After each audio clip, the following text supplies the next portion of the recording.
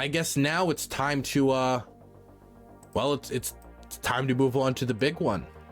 But this is gonna, oh, this is such a big story. Oh, there's so much we have to listen to here. Okay, do you guys want to go through this Steven Crowder stuff? You guys excited? Let's talk about this. So for those of you who don't know, Steven Crowder came out with a video after posting like an ominous message on Twitter that he was gonna speak out soon. He was gonna speak out about something. And so Steven Crowder released a video talking about what he calls Big Con, which stands for big conservative, but also seems like a play on words because big con is also like con job. So it's a play on words.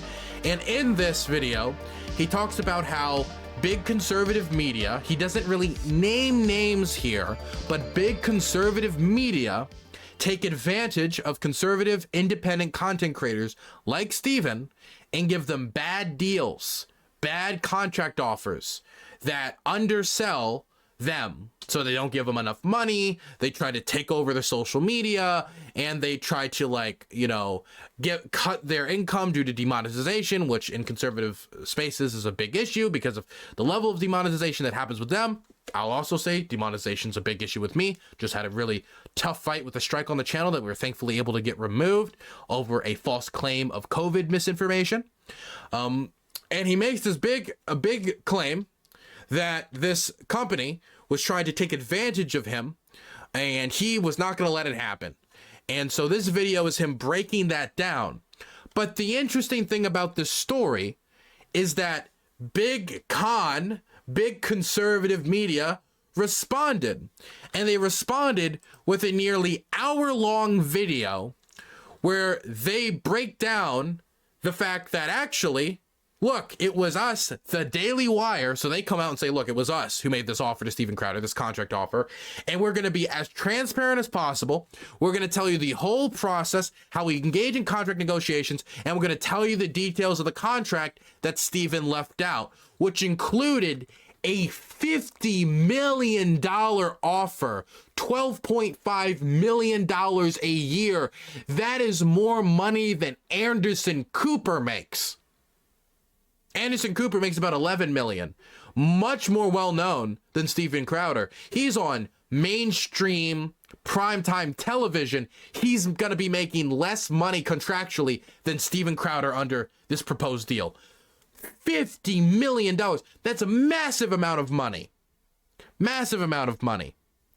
And so this is a big controversy within the conservative space right now, with some conservatives like Rakita Law and others aligning themselves more with Steven Crowder. If you go into the comments, you can see like the officer Tatum, who's another conservative content creator, siding with Crowder.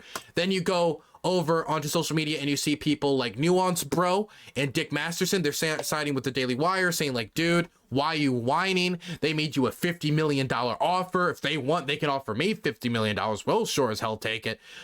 If you really didn't want this contract, you could just turn it down, stop whining. And so I have a general overview of what happened, but I want to watch everything. I want to go through everything. I want to go through the offers made to Steven Crowder, and I want to go through Steven Crowder's original video, because this has developed into such a controversy. I think Ben Shapiro also commented on this now. Did Ben Shapiro, Steven Crowder, because Ben Shapiro is part of the Daily Wire. I mean, he's a big part of the Daily Wire, and apparently he has responded. Does anybody have the response? Does anybody have the response from Steven Crowder? And if you look, and it's not just, not the accounts from Ben Shapiro. It's not just Ben Shapiro. Look right here. Candace Owens calling it a bitch move from to gripe about the $50 million offer. Ben Shapiro also responded. This is really, really like a back and forth. And I'm not that surprised that the Daily Wire, Ben Shapiro, and Candace Owens are a little upset, because Steven Crowder called this like a slave offer. Like with, you know, slavery. He called it like a slave contract. $50 million slave contract. I don't know what version of slavery he was taught, but under no circumstances were slaves getting $50 million contracts, $12.5 million a year. That wasn't happening with slaves. That wasn't, what do you mean a slave contract? And also, I do gotta bring this up because it's hilarious. Here's a video from Louder with Crowder from the Colin Kaepernick saga when Colin Kaepernick was protesting against police brutality by taking a knee in the NFL. There was a big backlash about that from conservatives. Here's the title of a video we made about that a few years ago. Delusional Colin Kaepernick compares slavery to $1 million contracts. Wow. My God. How the turns have tabled, how the tables have turned. Anyway, let's listen to Steven Crowder's original video where he talks about big conservatives. Let's hear it. So, stopbigcon.com now exists. Okay, let's look it up. Stopbigcon.com. Wait, is it just an email? Stay in Mug Club or join. Oh, so it's give him money. Okay, got you. Yeah. Wow, big surprise. To begin with. Real activism. It's been a while. Well, I don't know. Maybe if I sign up to the email, it'll send me activist information. I don't know. Who knows? Either this has to stop, or I'm going to have to stop. Either this, what I'm about to discuss, has to stop, or I don't know. This may just not be for me anymore. So let me explain. Give me a few minutes of your time because context matters here. Dude, being offered, could you imagine you're offered $50 million and in your conclusion you take away from that is, God, I don't think this job's for me anymore. Like either you're very, very, very principled about the specific terms of the contract, or you're trying to get a better offer, right? I don't like, this is ridiculous. Like I love boxing a lot, and there's this guy called Tyson Fury, and he keeps announcing he's like retiring every single time before fight negotiations. And the reason he does that is so he can be like, I'm retired. You're gonna have to get me out of retirement with a big money offer. That's what this feels like. It feels like a boxer kind of throwing a little bit of a fit, trying to see how much money they can squeeze out of you. You know, that's what it feels like. But he's probably never got. The fact that he did this, it probably makes me think he was like the offer from the Daily Wire is off the table now. But it kind of has that vibe to it. I ask that you don't skip ahead. It won't take very long. This has been a long time coming. This is a conversation that I've actively avoided, sidestepped, and I've hoped and prayed that it not be necessary behind the scenes for a long while. But that's no longer possible. So if you've watched for the last decade, you know that I've always made it clear that we here at Mug Club are in the business of serving you, the viewer, you watching, listening right now. I've also made it clear that I wouldn't be in the business of attacking other conservatives, regardless of disagreements or personal issues. And I've always explained my logic was relatively simple. I believe that the world was better with more voices out there rather than less, regardless of minute differences, considering the magnitude of the battle that we are genuinely fighting for our country right now. But for the first time, I have to say that I believe many of those in charge in the right-leaning media are actually at odds with what's best for you, the viewer, the customer. I mean, I agree with that, but I agree with that for different reasons, because I think the ideas are bunk. Oh, camera went off. Getting censored by big tech conservatives. Big cons coming for me. And more importantly, the country. We here at Mug Club, we thought that we were all in this together, that we were fighting the media, entertainment, industrial complex. We thought that we were all genuinely taking it to big tech. But too many of those in charge of the big conservative platforms are verifiably in bed with them. Big tech is in bed with big con. The people you thought, the people I thought were fighting for you, a lot of it has been a big con. Now, I'm specifically avoiding naming names or going after individuals in this video, because I genuinely hope that those I'm addressing, and you know who you are. By the way, can I just say, I don't like this, Because the reason I don't like I'm not going to name any names. I'm not going to say who I'm addressing. I'm not going to give those details, right? When you do that, not only are you kind of like not directly holding those accountable to account, which should be the purpose of this, and if they're genuinely preying upon content creators, like conservative content creators, which seems to be the image that's going to be drawn here, we should be directly addressing who's doing it. Who's doing it? Because if you've gotten to the point where you have to come out and make this public statement, make a public show of it, that means like all other options are off the table. That, oh, you in your mind, you couldn't just say no and move on like most people would have, right? Or accept the deal, or possibly talk to him behind closed doors and negotiate the terms of the deal, or say, hey, I think this is improper practices and I want to tell you why. Instead, you make a public show of it, but you don't say their name, maybe hoping they don't respond, or like for whatever reasons. You should be naming them by name, not only because you should be holding them to account, but also it's good to probably give them to name them so people can then go to them and be like, what's your response? Because they deserve having a response. Daily Wire didn't didn't get called out in this video directly, but they knew it was about them because this is their contract, so they came forward and responded anyway, which, my mind, Giga Chad, Giga Brain move, in my opinion. Have a change of heart. It's never too late to do the right thing. Guys, this is a genuine plea. We can all do better. We can all do better. It doesn't have to be this way, and please, don't make me have to provide receipts. To the others out there, I'm sorry. If you're going to be doing this video right here, you should have to provide receipts. I'm sorry. Am I asking for too... Oh God, my camera's just gonna keep going out the whole video. Am I asking for too much? That I think receipts and naming names is important if you're gonna do a video like this. Like, if you're gonna do a video like this, go all in. Don't sit on the fence about it. You know, just go all in if you're gonna be doing a video like this. Either don't do it or do it right if you're gonna be doing something like this. Who I've now been able to verify have been locked into exploitative contracts that I have the luxury of not having to sign, which is why I'm doing this.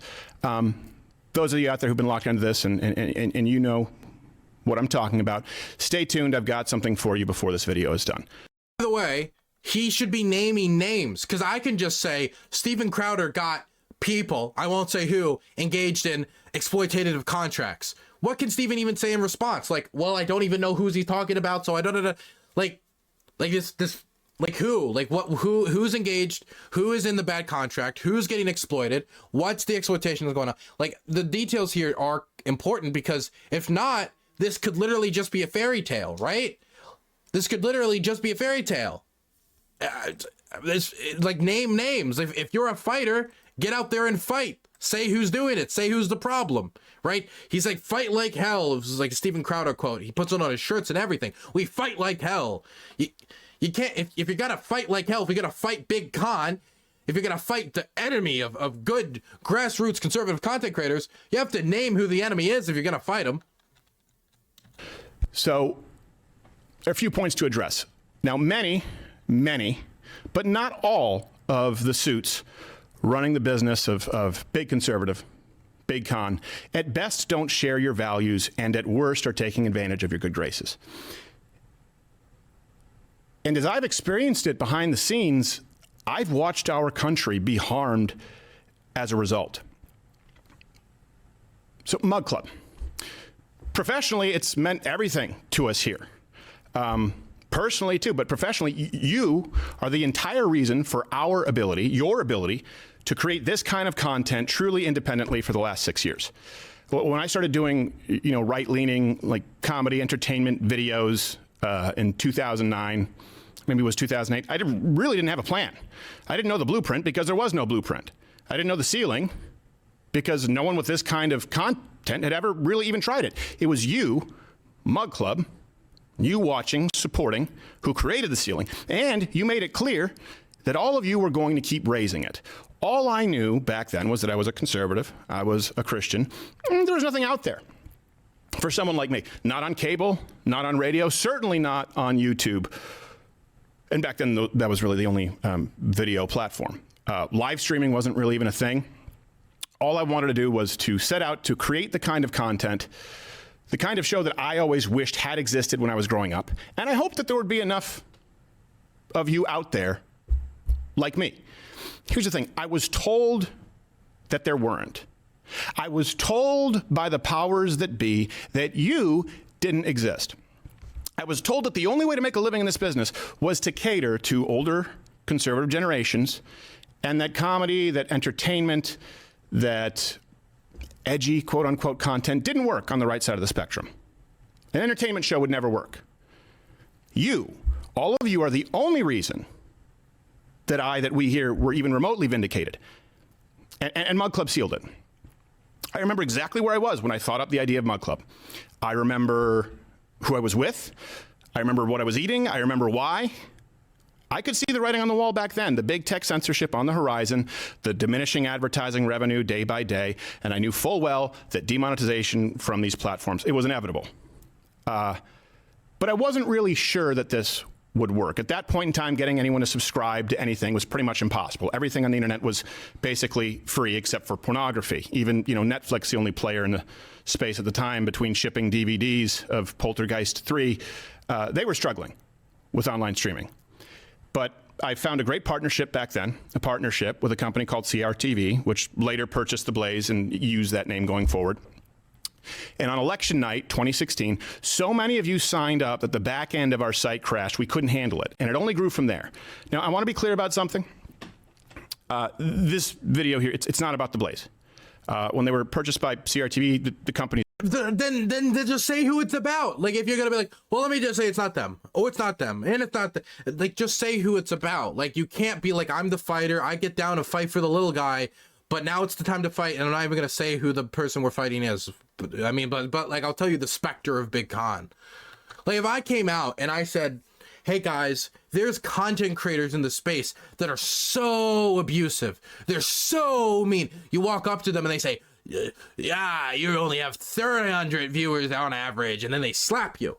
Like, and we need to fight back against them. Who are they? Oh, I can't say. Like, well, then why are you even saying anything? If you can't say who it is, then like, this is almost like completely worthless.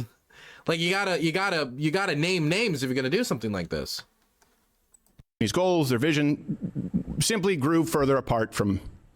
Boy, the streamer's Destiny. It was Destiny who'll slap everybody under 300 viewers. Not a lie, totally real. From mine, from ours here, it just wasn't the right fit. Yeah, I wasn't thrilled about some things and the handling of Mug Club leaving, and that's why we launched mugclubforever.com, where you can sign up just to be able to reach you. This really isn't about that, so I want to create some separation here. Business relationships end all the time, that's business. But I was in a period to field offers from other people, other key players in this movement. They flooded in. Now, before you guess who it is, before you start trying to do some Sherlock Holmes work, there are far more people beneath the tip of the iceberg than you know about who are trying to get into this space. There are more than you would probably assume. So I went into free agency. I looked over the offers. And I saw the clause come out. And I don't just mean unreasonable demands for control, but what I would argue are immoral terms that actually punish conservative content creators on behalf of big tech. Terms. Wow. And that's something that I just couldn't unsee. And I want to let you know, it's not the exception. It's the rule. Kids out there coming up. We need to build a bench here in this movement. It's almost impossible. Don't sign these contracts. I now know what you are signing out there. I have the luxury of not having to. I don't have to be here. I don't have to say this. Please, don't sign this. Certainly not without professional legal counsel representation. Do not sign something. Well, by the way, okay, kids out there, if somebody offers you a $50 million contract, I think you should probably actually consider signing it. That's the first thing. Second thing, okay, I do think it is good advice that if you're going to be entering any job or taking any contract offer, you should read the contract, look into the terms, seek professional counsel to look it over. Definitely if you're working in the industry that Steven's working in. I don't necessarily think this contract is the best example of it. Maybe he'll convince me. but I do agree with that general sentiment. No bad advice to accept a $50 million contract? Okay. Big contract numbers with big penalties are poison? What depends? Well, okay, but what's the big penalty on his contract? And I think the big one he's going to talk about is going to be the demonetization. Basically, if a video gets demonetized, if he has content that's put out there that's demonetized, he gets a penalty for that. I.e., he's not going to be paid for demonetized content to the same extent he's going to be paid for other content, because the company, the Daily Wire, is not making the same amount of money. But if I'm being completely honest with you, that contract, I think, is really not that unfair. I mean, I guess we would need to know the personal finances of Steven Crowder and how much money he makes off of Mug Club and all this other stuff, and all the statistics behind his viewerships to really know. But even if it isn't, like, the solution here is just say, no, bye-bye, right? If this is exploitative, though, I want to, then obviously it's wrong and that should be condemned. But we'll see. Let's let him lay out the picture out first. Let's see. That includes, let me go through this. Effectively, full ownership of all your social media platforms, channels, in perpetuity, the rights to your content, name, image, likeness, even the ones that you've built. Don't sign contracts out there. Now, to be clear, and the response video is going to come out when the response video is out, and I've already watched parts of it. The response to this is going to be talked about in a bit, but I'll just give you a quick thing here in case you leave. From what I've heard from the response is not that they have full ownership, that makes it sound like they're like managing what he can and can't say. It's that for the duration of the content, they manage his social media. They manage it for him. He can still make tweets, he can still do that, but they're going to use it to pump up content, try to monetize stuff, because it's a $50 million contract, and that's a lot of money, and they need to make sure they can get a return on investment. And by managing his social media accounts and all this other stuff, they can help return that investment by directing people towards Daily Wire stuff, directing people towards the content Steven makes that, obviously they would want to make money off of, etc. Not that they stop him editorially from making tweets they don't approve of, or that they permanently own this stuff. It's for the duration of the contract. That include multi-million-dollar penalties for different... Let me read you an example of what I mean. Now, the thing that gets me about this is, unless he says the number that he was offered, saying the size of the penalty is not truly put into perspective. If you're going to say multi-million-dollar penalty, but then the contract's like $10 billion, then that doesn't really matter that much, does it? If it's a $1 million penalty for some behavior he engages in. You get what I'm saying? So, again, this is something that needed a complete picture. Not only did he need to name names, but also give probably more details. Thankfully, the Daily Wire will give us those details in a second, but I hope you guys understand what I'm saying. Like, if you're going to be saying these numbers, like, if I said, like, something cost me $10,000, and it's like, whoa, that's a big number. Yes, it was a brand new car. Okay, well, now it's a little bit more in perspective. And this would be if it was me. If Crowder fails to deliver a monthly content, in any month or any of the quarterly content in the corner, including any and all ad reads, and by the way, all these contracts came with 3, 4, 5...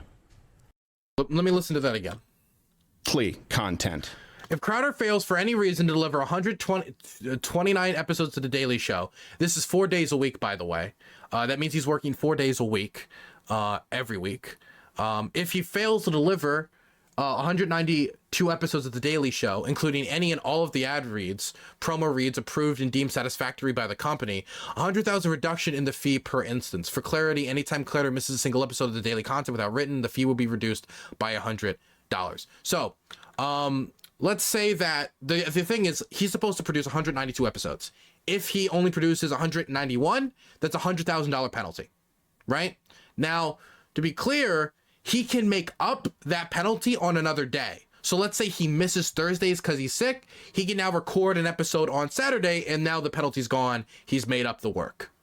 And I will say, coming from Steven Crowder's conservative economic position, the idea that you don't work you don't get paid is, I think, pretty basic in a lot of contracts. And the thing is, it's not like you miss a day and now you've permanently lost that money. You can make it up by working another day. 192 episodes a day. I stream 5 days a week, right? I miss episodes, right? But I think I probably do more streams than that. I don't think it's impossible for him to make it up. Like, I don't think that's too outrageous right there. Monthly, quarterly content. If Crowder fails to deliver monthly content in any month or any of the quarterly content in any quarter, including any and all ad reads, promo reads approved and deemed satisfactory by the company, $250,000 reduction in the fee per instance. So this quarterly or monthly content, these are like bigger projects. And so a daily show is going to make less money than, say, a bigger project. And so the penalty raises to $250,000. Now the annual content, so this means like a piece of content once a year, if he misses that, that is $1 million. So that means, let's say he was supposed to film like a documentary for them, so like sit down and record a documentary or something. If he misses that, or let's say it was one of those change my mind things or something like that, then he could be penalized $1 million. Again, that's a huge amount of money. If you don't know, you can make it up by just doing it another day if you were sick or something like that. And without the perspective that this is a $50 million contract. In any month or any of the quarterly content in the corner, including any and all ad reads. And by the way, all these contracts came with 3, 4, 5 ad reads per show, which would fundamentally change what this show is. Got to get those dollar bills. So I failed to... I will say, if you don't want to take a contract because there's too many ad reads, I get a lot of offers from video game companies and stuff, and every once in a while I'll take one, but I generally don't, and it's because I don't enjoy most of the offers. Like, there's not content that I enjoy. I don't enjoy playing those games, or I don't enjoy those services, and I don't really want to plug them, so I don't. And you guys have been donating and subbing and supporting me on Patreon and giving me enough ad rev enough that I don't have to. And if I don't have to, I don't need to. I'm not super obsessive about money. Like, I need to make money, I need to be rich. I see money as a way to like get experiences, and if I can go back to Ukraine and I can do that and I can keep myself afloat, I'm generally happy. So I do sympathize with that. I do sympathize with Crowder on. But I'm not making a commitment that I will never become greedy, though. If I do become greedy, you know, I'm American, baby. It's my culture. To do that, it would be a $250,000 reduction in fee per quarter. If, let's say, we did do everything per quarter, but annually maybe missed something. Like, let's say we went and did a Change My Mind instead of a daily show, which of course requires a lot more work. There'd be a separate $1 million penalty for that if you miss a single piece of content. And the amount of content required is not in line with, frankly, it's worse than Disney. It's worse than ABC. It's worse than NBC. It's worse than CBS. This is ownership of you and everything that you do. But here's, just to drive it home, don't sign something that has another $100,000 daily penalty if it's not signed off on beforehand. You get hit by a car, you have a sick day, you could lose $100,000 a day. To be clear, you can make up that work on a later day. If you are sick for 3 days in the week, you can simply like work a weekend, or he works 4 days a week under this contract. So just work Friday like most people do. And you've made it up. I will say, I do think that, sick days should be covered here. But he's saying this as if like you lose the money and it's gone, but you can make it up. I do think contracts should make it so like there's a certain amount of sick days that you just like automatically get. Does this contract even include sick days? I don't actually know that. But again, I don't think Crowder has always been that supportive of making it so like there's mandated 6 days or anything like that. Like the types of structural changes in our society that would deal with types of contracts that don't include sick days, which I am in favor of and would hopefully solve this problem. Hey, anyone wonder why there's burnout in this? Anyone wonder why you have kids come up and they leave? They're never to come back? You think if you had that kind of a penalty, you think if someone said, hey, we're going to penalize you $10,000 every day you miss coming into work, you think you'd be stressed? This is worse than the left frames their contracts. Again, of course I didn't sign any of these things. But I now know what other kids are signing out there. And here's the worst part. Yeah, that's terrible. I think it's, I just think that's wrong to treat people that way. But this is where, in going through this, and I needed to take some time because, look, I've always tried to be a happy warrior, and I want to go back to that. I haven't been happy for a while. To be really, I haven't been happy for a while because when you know what goes on behind these scenes, and you see how many people are complicit. Dude, maybe this is unsympathetic, okay? If he's dealing with depression, of course, that's a real issue, but if I went to my grandmother who raised me, right, or my grandfather, and I told them I'm unhappy, and they said, why? Well, because I was offered $50 million in a 4-day work week. And if I take a day off, I might have to make it up another day if I didn't want to be penalized. They'd smack me across the fucking face and they would tell me to get a grip. And they are people who care. Like my grandmother definitely cares about things like mental health, but she would tell me to get a grip. I don't know if that sounds cruel or if that's a mean thing to say, but that's how I would have been received. It creates an air of hopelessness. It really does. Where you think the people who are supposed to be linking arms and fighting with you, fighting for you, want to punish you. So here's the worst part. Do not, kids, under any circumstance. Also, can I just say, I also think that the workload expected of somebody signing a $50 million contract being larger than the workload of somebody like signing like a $50,000 to $60,000 contract is not crazy, is not insane when we're talking about these large sums of money. That could be, I mean, $50 million. Think how many staff members you could hire with that type of money, right? Sign a contract with people who claim to be conservative, but will penalize you 25% for any demonetization or sponsor boycott. Look, let me read this to you. If any of the major platforms, oh no, sorry, that's the second one. Let me go back to the first one. There's another 20%. It's 45% to get a content strike. Let's start with the demonetization. If blank is boycotted or dropped by more than 50% of the advertising partners, the company is not able to replace them within 90 days, the fee will be reduced by 25%. That's a sponsorship boycott. So that's saying, hey, liberals, boycotts work. They work on our guys. We'll punish them for you. Let me go on. Specifically, YouTube demonetization. If any of the major platforms issues a content strike such that Crowder cannot be... I mean, I do think to some degree he has a point here that a lot of these conservative companies will talk so much about like how conservatives are being oppressed, how they're getting their content demonetized, all this, they're getting targeted, but they're also not willing to stick out their neck financially to support them. But also on the other hand, if your content isn't making money because you don't have advertisers or you don't have monetization and you're not making up for it in other ways, and you're working with $50 million contracts, these companies do need to find a way to make up for those shortfalls. And one of those ways would be enacting these penalties. And they would probably do their best to make sure that you didn't, quote unquote, basically hurt their bottom dollar too much by just losing all your sponsors, losing all your everything. But you don't need to worry because you got $50 million contract, baby. There's like no incentive for you to try to not be demonetized or not be struck down. Which, if you're somebody who cares deeply about making sure that you can be demonetized, you can have that and never have to care, then yeah, this would be a contract you wouldn't want to accept. I would understand that. But again, he could just like walk away, right? He could just walk away. Be monetized on such platform, and the company is not able to resolve the issue within 90 days, the fee will be reduced by 25% moving forward. Now, I thought this was a mistake because, you know, these people maybe didn't know who I am, that we've been demonetized for 3 years.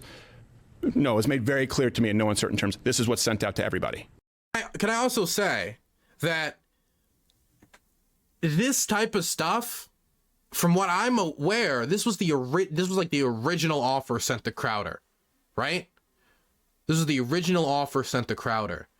Wouldn't this be the type of stuff you like hammer out and try to like get removed during the negotiation process? It's like, look, this is something I can't do. Like, if you want me here, I will accept your $50 million bottom offer, right? And either you get rid of this part, or you give me 10 to 20 million extra dollars. That's what would happen. Like, this was an introductory like proposal to Crowder, right? This Crowder, like, they would usually, I would assume, be a response first, like, I can't do this, and you need to give me, not, instead of 50 million, you need to give me 75 million. You need to give me a much bigger number because I think I'm worth more than that. Like, that's what I would expect during the negotiation process. I wonder how that negotiation process went. I believe the response video from the Daily Wire actually gets into that, so I'm excited to see that, to see how they address this. And then if you get a strike, meaning a suspension, another 20% reduction. And then another 20% of it happens on Apple. And then another 10% of it happens on Facebook. And then another 10% of it happens on Spotify. Imagine you're deplatformed, as we've seen in the past, where all of the major entities decide to remove you in one day. Rather than having a conservative alternative, you would now be down to 5 to 15% of the revenue of your contract.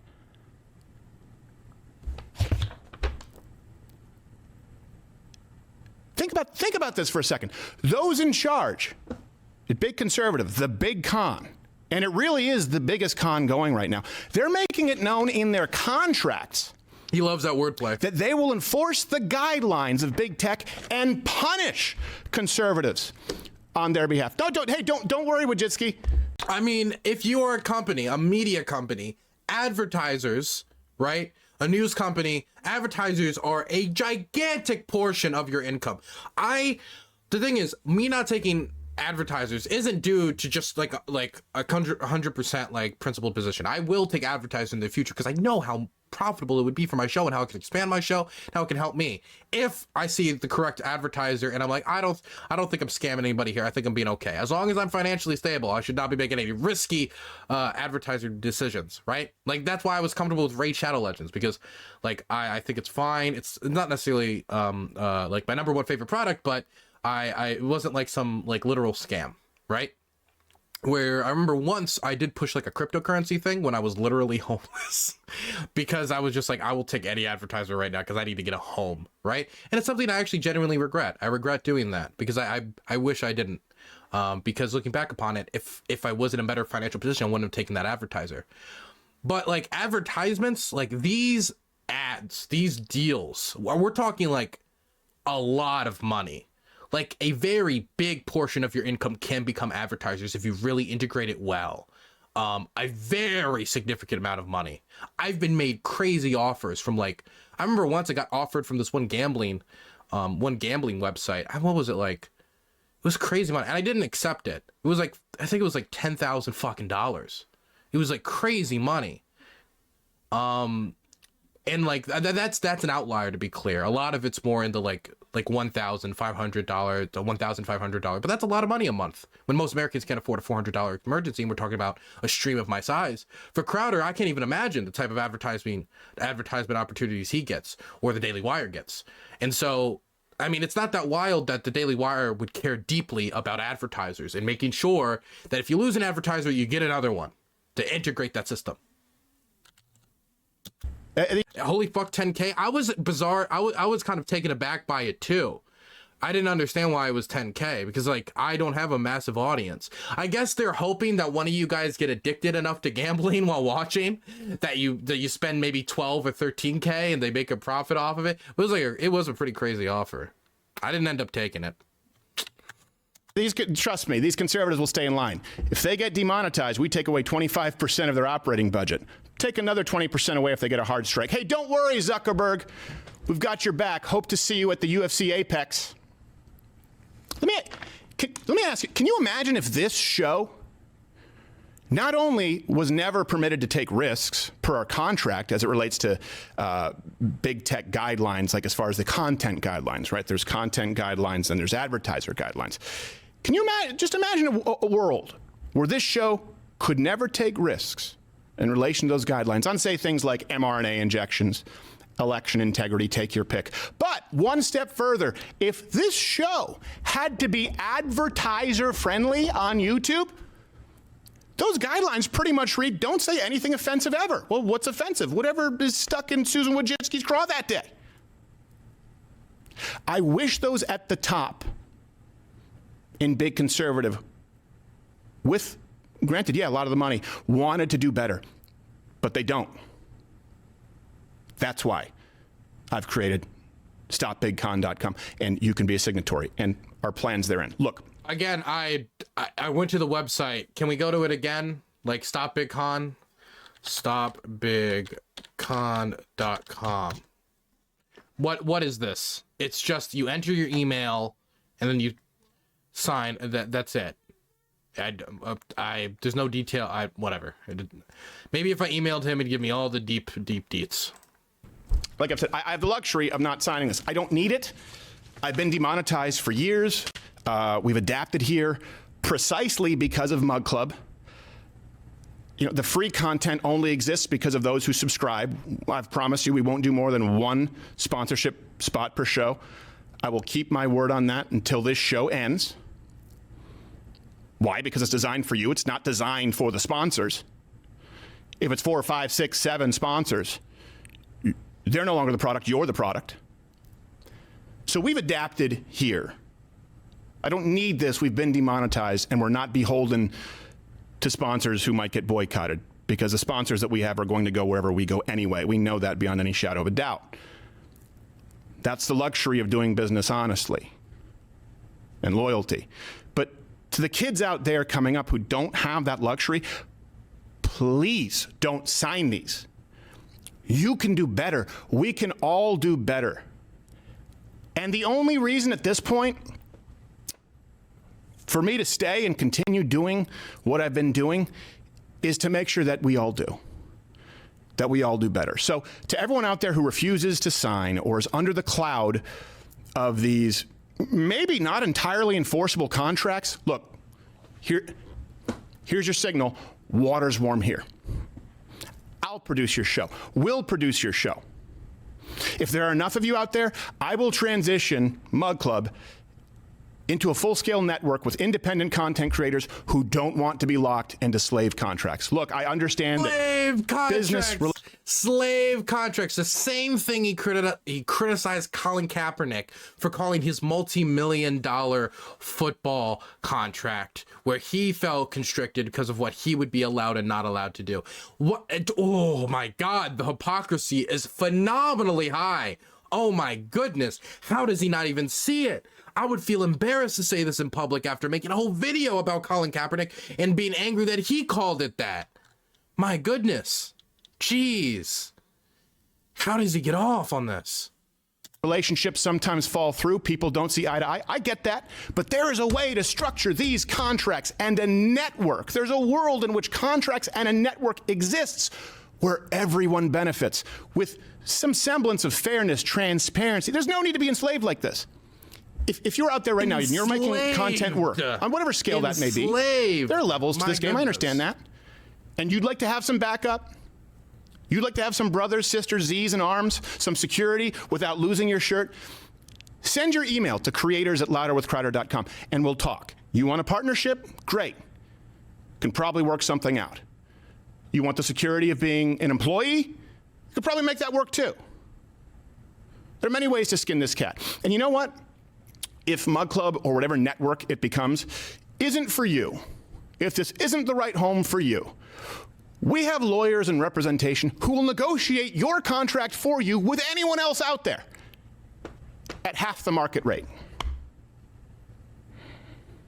Why? Because I don't like this, and I'm going to end this. We all need to end this together. I have plenty of friends. I could use a few enemies. There is strength in numbers. And if you, watching right now, if you want a network that you can truly call your own, I just ask that you enter in your email at stopbigcon.com. Entering in your email makes you a signatory. It's a statement that you want not just Mug Club, but you want a network. God, he wants those fucking emails. Of course he does. I can tell you. Okay, so obviously working on the campaign trail and doing this is very different. But when I was part of political campaigns, something that was very emphasized to me was how valuable mailing lists were and the amount of money people would sell these mailing lists for and pass them around. Oh my God. Oh my God, man. There's a reason why he wants these emails. That does better. So it's either time for Mug Club to go big or it's time for me to go home. I can't change this all by myself. I really can't. And frankly, swimming upstream with just this one show, it's a futile endeavor. So either Mug Club grows and you start setting the standard for this movement, we right this ship, or you know what, I'll go back to doing maybe occasional videos, stand up. I don't need to do this. It's that simple. My life would be less complicated. I just want you to think about this for a second. There's a reason that I gotta be honest, I do not think Mr. Crowder would be getting $50 million contract proposals for stand-up comedy. I don't. He was not that extremely successful as a stand-up comedian, and I do not think if he returned to stand-up comedy, he would become that successful. I guess he could retire young. He has a lot of money, as we can see from these fucking crazy-ass contract proposals. But I think a big reason why he's doing this, and maybe it's just me projecting my greed upon him, is for the money. I mean, like, he's making a lot of money. I found it's hard for me to believe that he's just like not doing this at all. There's no financial incentive. But I mean, I don't know. Maybe he'd be willing to die on the sword. We would just have to watch and see. If he quits, he quits. You felt this way. Let me put it this way. And I've heard feedback from you. If you feel in your gut that a lot of conservative content out there feels homogenous, feels sanitized, feels like they're missing some key points, there's a reason for that. There's a reason that you often find yourself asking, hey, I wonder why X won't talk about Y. And I now know any contract that I would have signed would have turned this into yet another softer radio show on video, littered with live reads for every sponsor that could be crammed into every single episode possible, devoid of the sketches, the change my mind type segments, the spontaneity, the levity that's made this show exactly what it is. Oh, and by the way, I was told would never work by the same powers that be. And the real reason the stakes are so high for us here, but me specifically, look, either I'm a break glass in case of emergency candidate here to start a network and to actually start helping people out there who don't enjoy the same luxuries that we do of being independent. Either that's my role moving forward, or this isn't for me. And here's the thing. All at once, it kind of hit me. And I had to take some time, I hope you understand, to really pray and contemplate this. And it hit me. After all of these years, even after all this time, after all of you have voted. Dude, I would like to imagine he's like, One second. Let me. This might be a little cruel. 1 second.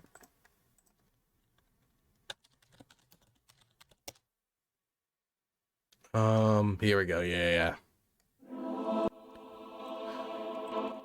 God, what should I do?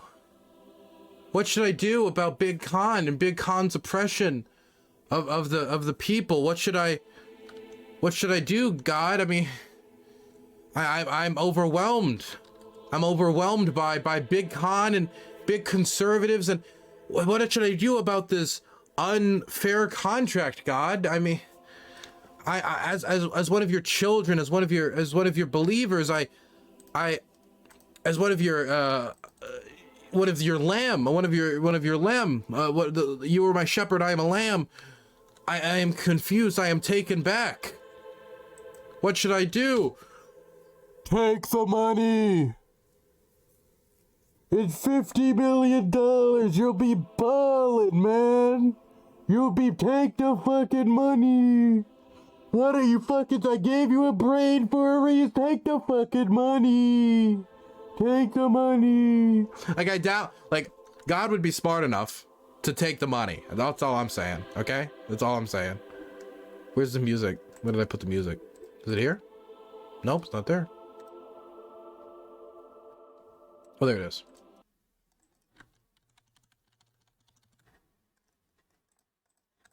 All right. Wrong one. With your dollar and your viewership and your support, you've shown what's possible. in supporting this, the largest show in the conservative movement, bar none, just to be clear. And I don't often advertise that. I don't lead my show with that. I want the content to speak for itself. But I also realize that you need to understand you're a part of something bigger than maybe you realize. It's the biggest show in the movement, bar none. The last election night on Rumble, bigger numbers than any mainstream show on YouTube. That's significant. That's you. And while I'm grateful and humble, false humility does you a disservice. But even after all this time, after all of you have voted with your dollar, with your viewership, with your support, after you've set records, it wasn't, and it's not, I should say in the present tense, it's not that the suits in charge of these places, Big Con and these sites, these media companies, it's not that they still believe that this show can't work. It's not that they any longer believe that you don't exist. Those at the top, those pulling the strings in Big Con, are bothered precisely by the fact that you do. They don't want a group of rebellious rabble-rousers who want to learn, fight like hell, and laugh together. You're of no value if you can't all be kept in line to some degree. I don't mean some master plan to eliminate you. Just subdue you a little bit. Just soften your edges a little bit. Just play ball a little more. I will say $50 million would make me consider playing ball. So we can keep our content all monetized and keep having cocktails with those in charge of big tech. They want you to do that, and they're forcing many of the people you watch to do that. I can't do that. Okay, I think we've gotten through the details of the contract, right? He's like 5 minutes left. He's now it's kind of like preaching a bit to the choir here. Let's move over to the next video. So the Daily Wire has recorded a response to Steven Crowder saying that he was misrepresentative of the contract. The contract was very fair, that it was a starting point for negotiations, and that he left out some important details. And they also revealed the big fact, which Steven Crowder left out when he was talking about these big number fines, that the contract number was $50 million. $50 million and more money upon renewal. And there was also some other extra opportunities for him to make a few bucks here and there. Let's listen to the Daily Wire's response before we listen to Candace and Ben and everybody else who has some opinions about this. A lot of conservative infighting right now, man. The money is the red line you do not cross in this industry, huh? That's the red line. It isn't when Trump said, I want to suspend permanently the Constitution. That isn't a red line for supporting Trump. But this is a red line for you supporting the Daily Wire or Big Con. It's the money. Our friend Steven Crowder has launched a new initiative called Stop Big Con. And in the video announcing the launch of the project, he talked about leaving the blaze and all the different offers that he fielded from other conservative organizations and what he thought were the real problems with those offers. And that's led a lot of people to speculate about whether or not the Daily Wire is one of the people who made him an offer. In particular, are we the ones who made the offer that he put up on the screen and talked about at length? And the answer is yes, that offer did come from the Daily Wire. I'm not trying to hide that fact. I'm not ashamed of that fact. In fact, I think it's a very good offer. But I think there's a lot of sort of misconceptions about the nature of the offer, the nature of the points. I think Steven misunderstood a lot of the points. And so the way we do here at the Daily Wire, we're just going to be incredibly transparent. You know that. But listen to how he says it too. I think he misunderstood some of the points. We're about to, like, he's saying in the most polite way possible. I think that's the type of stuff you say while you're like putting on the silencer, you know? I think you misunderstand the situation you find yourself in, Mr. Crowder. We like to have our members be a part of the journey. We live stream all of our company town halls, for example. We just find that sunlight sometimes is the best disinfectant. And so with that in mind, I'm going to talk to you a little bit about how we came to be in conversations with Steven, how those conversations ended, and walk you just line by line through what the actual document that we sent over to him, a non-binding term sheet, what it actually said and why. First thing you should know is that I'm really miserable to be making this video. Steven's been my friend for 10 years. I think he's maybe the most talented person working in the conservative media space. He's one of the top entertainers in the country, politics notwithstanding, a great comic voice. And I find it really tragic that we're having this kind of a conversation. But it's also very important, I think, that we talk about it, in particular because I know a lot of people who are fans of the Daily Wire were really offended by the things that Stephen said in the video, and they're concerned that maybe we're doing the wrong thing. And I think that by the time we finish this video, you'll understand what we were thinking with our term sheet and how we operate as a business a little bit better. I've wanted to be in business with Stephen since the day that I met him. Ben and I tried to do some even movie deals with Stephen before there was CRTV and before there was a Daily Wire. For that entire time, we've talked at length at various times about getting together and doing things. Of course, for most of that time, he's been under contract, first at CRTV and then at the Blaze. So we weren't able to. And from time to time during the years, we would get together and daydream a little bit about would there be a future for us to work together at the other end of that deal. We got word that Stephen was finishing up his time at the Blaze and was interested in having a conversation with us. And so we reached out to his agent and we said, listen, we'd love to have a conversation. It's not every day that a monster talent like Stephen comes on the market. We'd be bad businessmen if we didn't engage in a conversation with him. We weren't sure at that time if there was a deal to be had. I mean, for one thing, we're friends with Glenn, we're friends with Tyler, we're friends with all the guys at the Blaze. We weren't sure that we wanted to commit to making an offer to Stephen. And Stephen's an expensive talent. I mean, he's been in the business a long time. He has an enormous fan base, and we knew that it would take a lot of doing to get him over to the Daily Wire. This at the same time that we're investing very heavily in kids' entertainment content and making real television content, streaming scripted fiction like the Pendragon Cycle and Atlas Shrugged and other projects that we've taken on. Would we have the resources? We weren't sure. But again, you have to have the conversation, and we were happy to have it. So we reach out to the agent and we say that. We'd like to have a conversation with Stephen, kind of get into the details of what's he looking for? What's he looking for financially? What's he looking for in terms of structure? What would make his life better? What would make him happy? He's got this opportunity now to have a next chapter. What's he want that next chapter to be? And Stephen's agent candidly just wasn't interested in any aspect of that conversation. He only wanted to know about the money. He said, we're not going to have a conversation. We're not going to have some abstract talk. We're going to send us an offer. Tell us how much money you're willing to pay. And he gave us an indication of what the minimum number would have to be in order to even have a discussion with Stephen. And it's a big number. So we talked about it internally, and we decided, we should do that. We should send over an opening offer, a non-binding term sheet that takes a stab at what we think that minimum number is going to be to get the conversation started so we can sit. I don't mean to derail. We're kind of just listening right now because he's building up to the contract negotiation part. Just want to quickly say, a kid's movie about Atlas Shrugged sounds terrible. Let's continue. Down with Stephen so that we can see if there's a deal that'd be good for him and good for us. And that's what we did. We put together the term sheet, we sent it over, and we asked if we could get on the phone and have a conversation with Stephen. I'm going to walk you through that document, what it says, what it doesn't say, some of how Stephen represented it. I'm sure he feels like he was being accurate, but some of the things that he said are simply not true based on the text. And Stephen's a very passionate guy. I think that he's doing his level best to stand against what he sees as an injustice, but there is no injustice in this document, as I think you'll see. And then I'll tell you what happened right after we sent the document when I finally did get on the phone with Stephen. So first, here's the document, the non-binding confidential term sheet. I'm just going to walk you through it, full transparency. This non-binding term sheet sets forth the basic deal points of a proposed content production and distribution agreement between the Daily Wire, LLC, a Texas limited liability company, and Stephen Crowder via his loan out, so that if and when the parties elect to move forward with a long-form agreement, they can move quickly in preparing a definitive and binding agreement. That's just legalese. That means this is just a conversation starter, and we're obviously going to have a negotiation if we move forward, and a lot of these points are going to get beat up.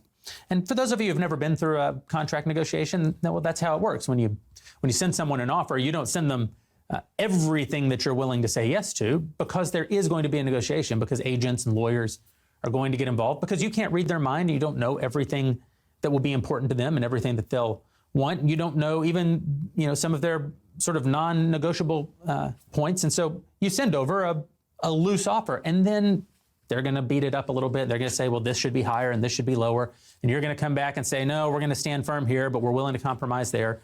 And over time, you either get to a deal or you don't get to a deal. But that's how a good faith negotiation always works. 100% of every interaction I've ever had with any talent. That's the process. And so here we go. Here was our offer.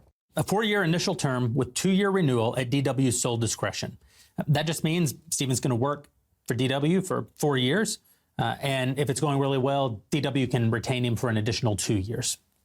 2, the fee. And remember, this is the minimum number that we thought would get the conversation started with Steven. $50 million for the initial term, plus $25 million for the renewal term, if extended, paid in monthly installments. Like I say, a pretty big number, but we thought for a talent like Steven, this is probably the minimum number that's going to get us in the door so that we can. This is not even the last number they would commit to, by the way. This is the initial offer, meaning that if they were to engage in negotiations, there's a very good chance that that number would have increased. By the way, Steven said this is contract slavery right here. This is enslavement contract. Sit down and talk to him. 3, production costs.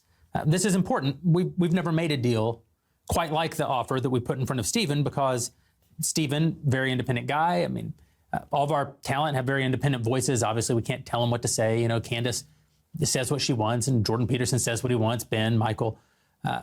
But Steven has always built in this protection for himself that he wants to actually produce his content. He doesn't want, you know, most of our guys, they come to the studio and we turn on the cameras. We point the cameras, we point the lights. Steven likes to do that with his own team to just make doubly sure that no one's interfering with his content, not that we would. And so we anticipated that, and we said, Crowder will bear the burden of production, including all costs associated therewith, on all the content contemplated herein, except on the quarterly and annual content contemplated below. We'll get to that part a little bit later. It's kind of a novel concept. The quality of the production will be as good as or better than is currently existing content. This just, again, Steven's going to produce his own content. It has to be as good as the stuff that Steven's audience has come to expect from him. And that'll come out of the $50 million. So it's not like all of that $50 million goes right in Steven's pocket. He's going to use some of it to pay for, you know, producers and studio space and camera equipment and operators and lights. Just like we're going to use some of, you know, the money that we make to pay for the infrastructure and the technology and the marketing and the legal and all the other parts that go into making a successful business. Revenue collection, that says we'll have the exclusive right to realize revenue in connection with all of his content and brand. We're paying you this guaranteed significant amount of money, $50 million.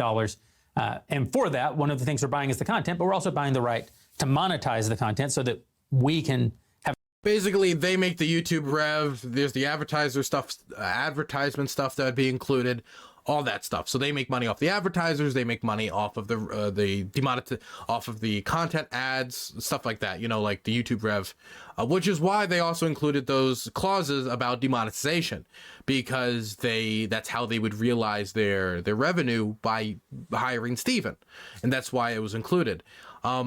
I do also want to say that if, let's say, Steven Crowder's content was to crash tomorrow, let's say the quality was the same, but people just stopped caring, like his viewership just went down for whatever reason, Crowder's already got the money guaranteed.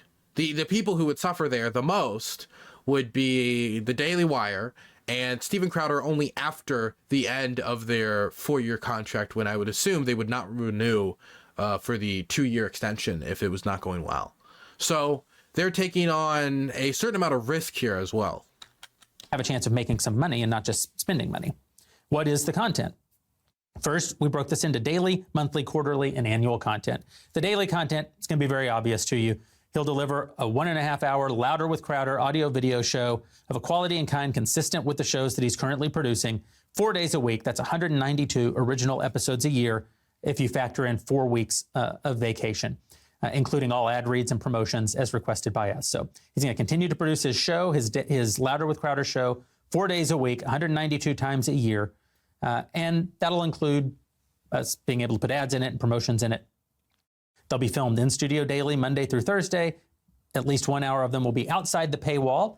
That's much how Steven already operates. That's the part that goes out on podcasting. It's the part that goes out on YouTube. It's the part that goes out on Rumble. And at least 30 minutes inside the DW Plus paywall. So in the same way that right now he has his Piss Off YouTube segment that has historically been at Blaze, well, he would still do that same kind of concept 30 minutes of the show would now be behind our paywall.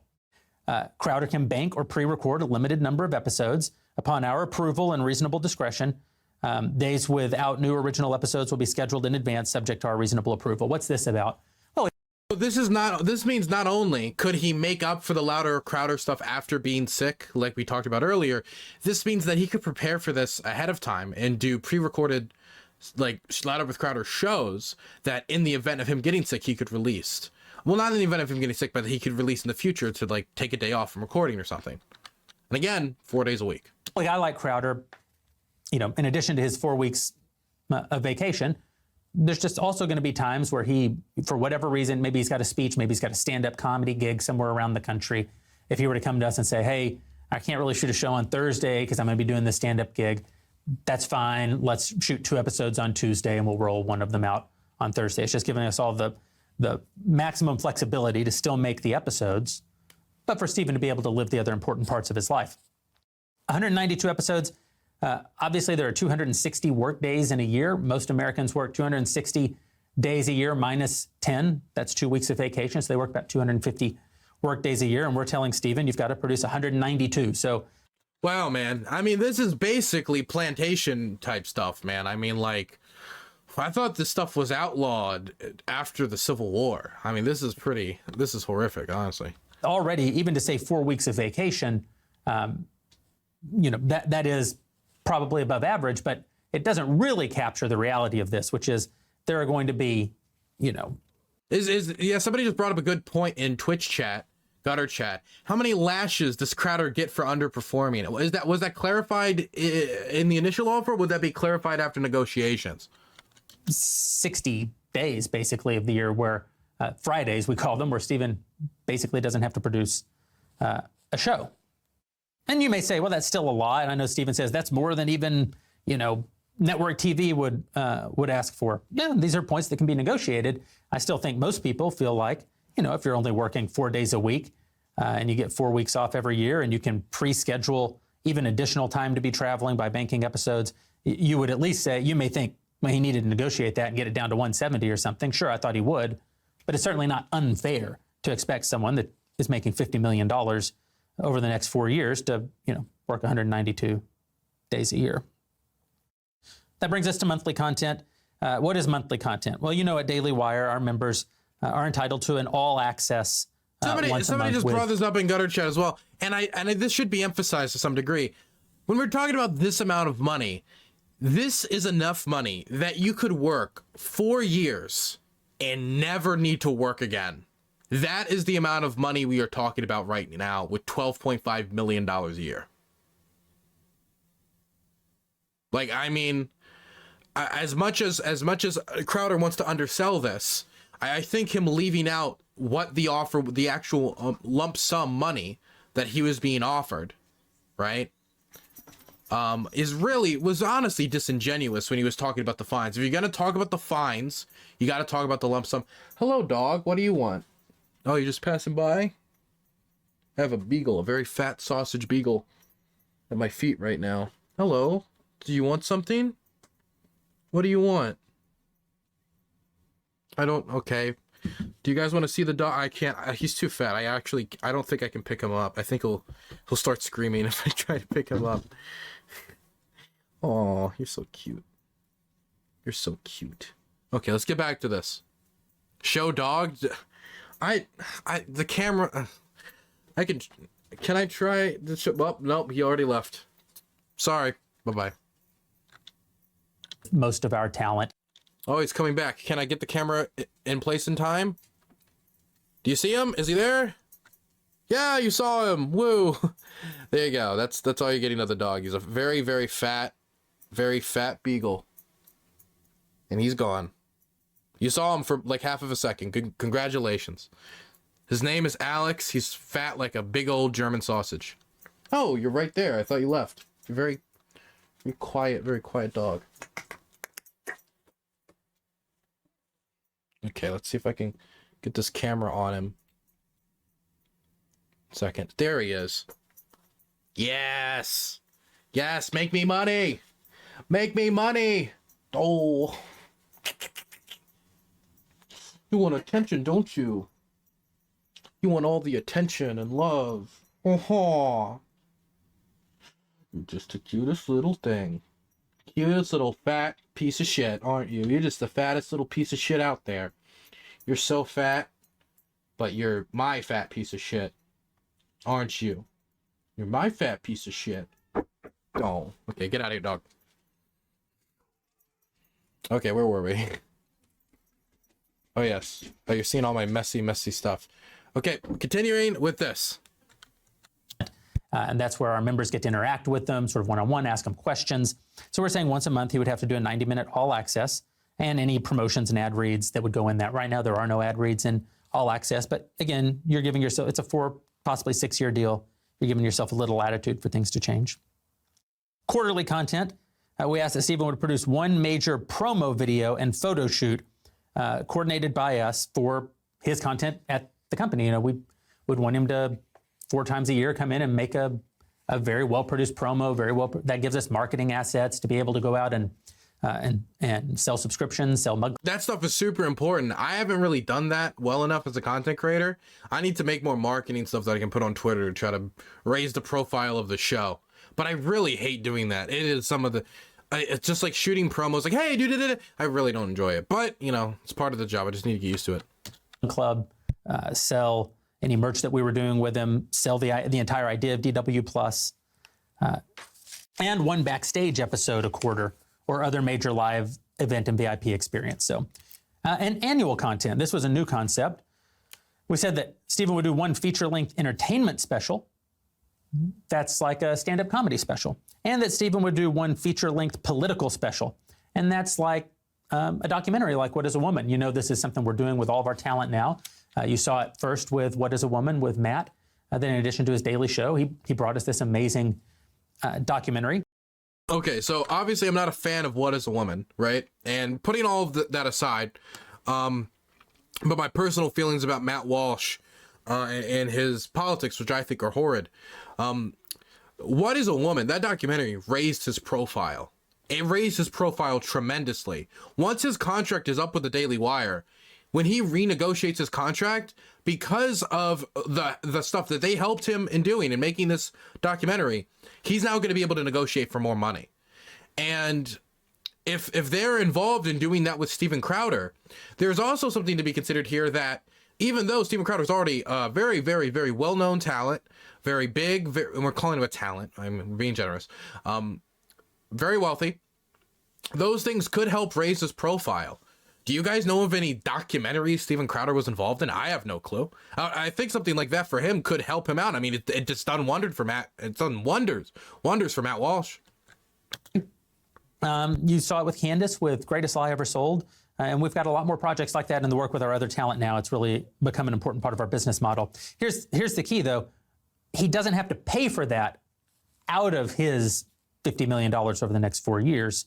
We would pay an additional amount every year for that. I mean, that means he gets a documentary. He doesn't make money off the documentary, but they do all the work off the documentary, which would help raise his profile in the long run, too. In the case of the political documentary, we'd give another $1.25 million of production costs. In the case of the entertainment, depends on how it breaks down, but we'd give between $500,000 and $2.5 million more dollars. So, you know, you're talking about just this is more than 8 figures over the 4 years, in addition to the 50 over the next 4 years. And then E, additional Crowder content. What is this? I don't know, but presumably over the next. Would I be a Daily Wire? Would I become a Daily Wire conservative if you were offered $50 million? I'd like to think not. I think that the thing is, I've never been in a situation where I've been offered that much money. So I can't really tell you. I'd like to think, as my camera deactivates and I desire to have a production crew, I'd like to think that the fact that I gave up, you know, the hippy dippy round table and all the things that were making me the majority of my money in order to do what I'm doing now in Ukraine, I think that, at least to me, hopefully tells myself that I am willing to look money in the eye and say no based upon principle, based upon this isn't what I want to do, this isn't the type of stuff I'm interested in doing, this isn't helpful, or I want to work on something else that I think would be better for the causes that I care about and more fulfilling work. I'd like to think that I would do that because of that personal experience I've had, But giving up, say, the thousands upon thousands of dollars I gave up to do it, tens of thousands, if we're talking like over the entire trip and the amount of money that I invested, is not comparable to giving up 50 million. So I can't really tell you, but I'd like to think so. Next 4 to 6 years, we might come up with other things that either he wants to do or we want to do. So we built a sort of catch-all bucket. I will say, if MSNBC made that offer, I think you might get a little bit of a different response from me, because, oh God, 50 mil?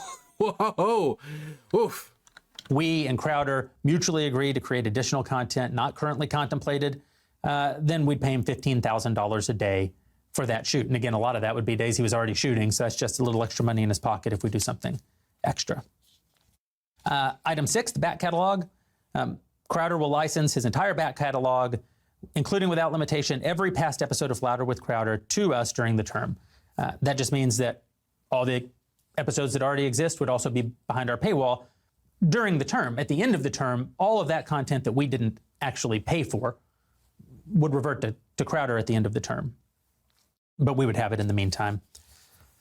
7, ad reads and promo reads. DW will have the exclusive right to sell ads on the Crowder content on all platforms, channels, websites, apps, widgets, pages, and lists owned, branded, or controlled by us, and on any Crowder-owned or controlled social channels, email lists, websites, etc., including louderwithcrowder.com.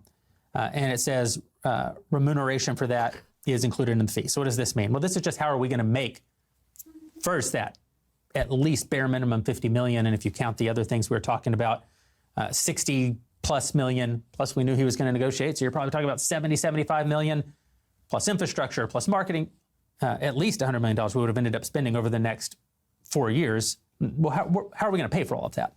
Well, one way is we're going to sell ads on all this content. And you know this is how we handle all of our shows.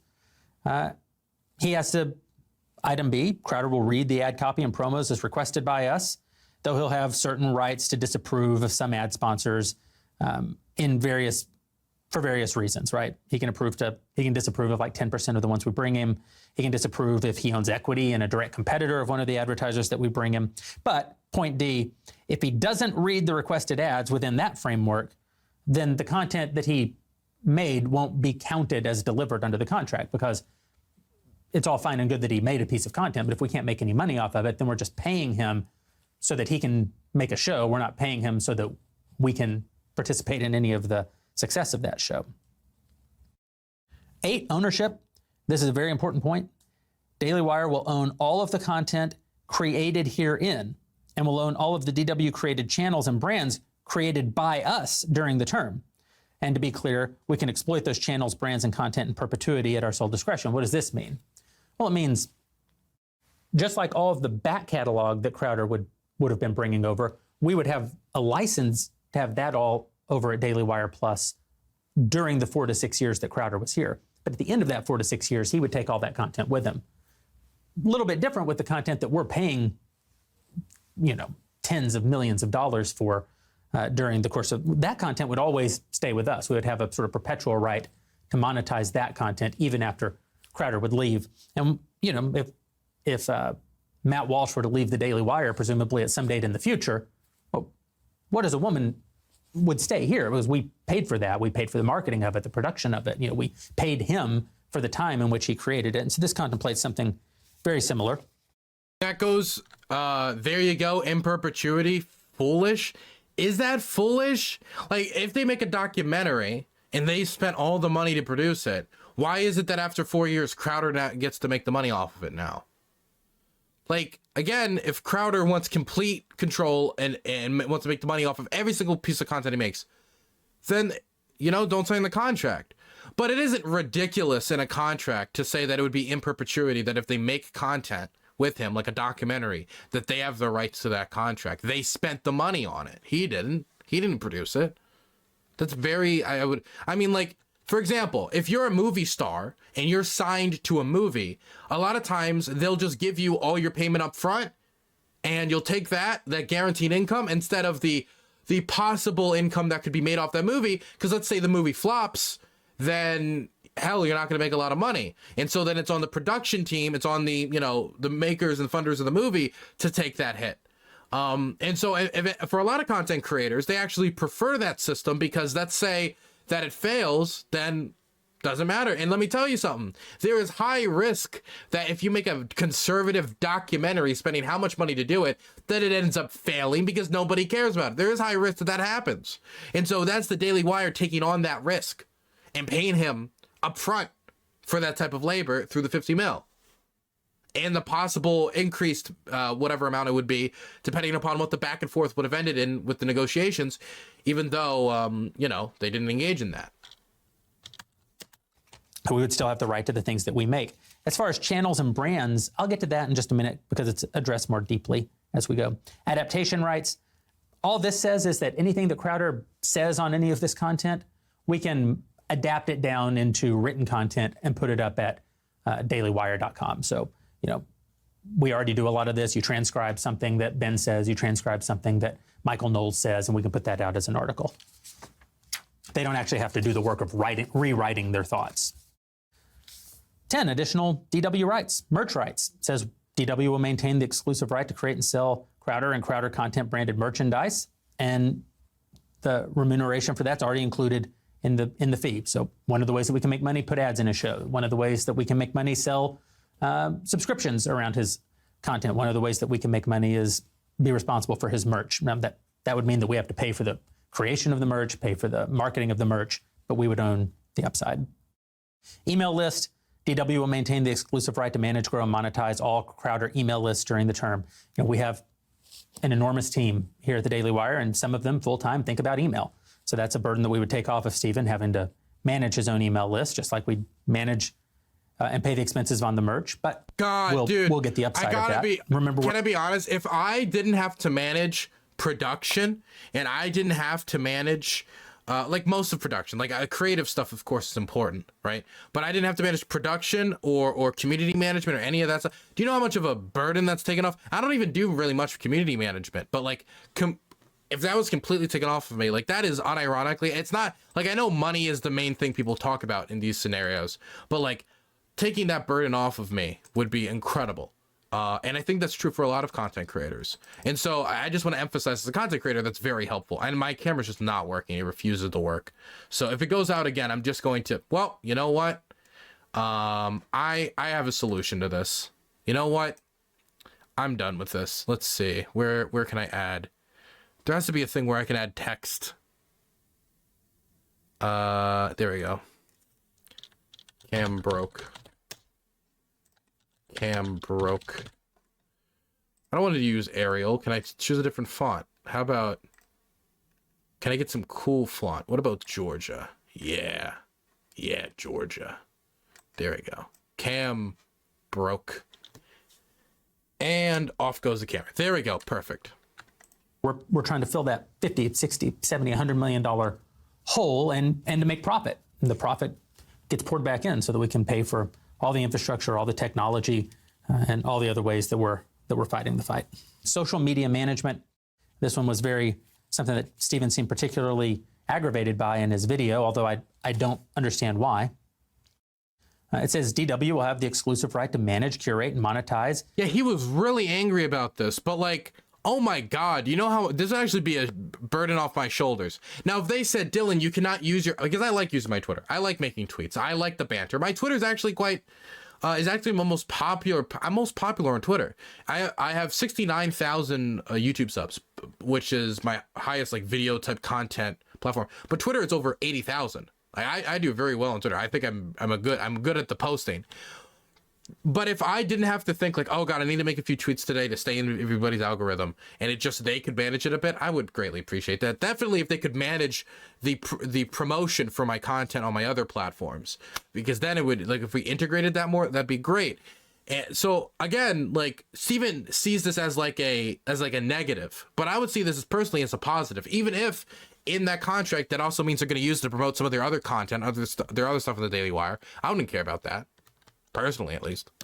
His official Facebook, YouTube, Apple Podcasts, Spotify, Snapchat, Rumble, and other social media accounts, excluding his existing personal Twitter and Instagram accounts. So why would we exclude some but not exclude others? Well, we're saying that during the term, we have, of course, he puts his podcast on Apple Podcast. we're the ones monetizing the Apple podcast. So this is just making clear that, yes, we're selling ads in his podcast. The podcast goes out on Apple Podcasts. That revenue comes back to us.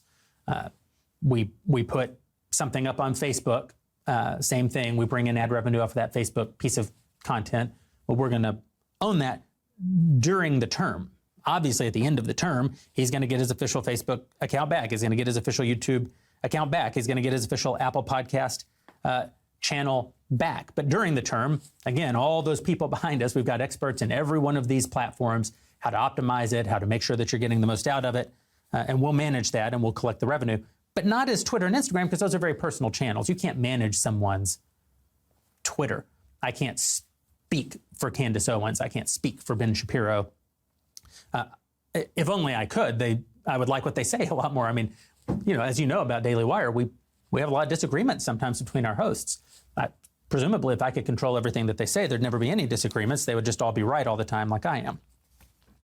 But that's not the case. We're saying, of course, he needs to control his own Twitter voice. Of course, he needs to include his own Instagram account.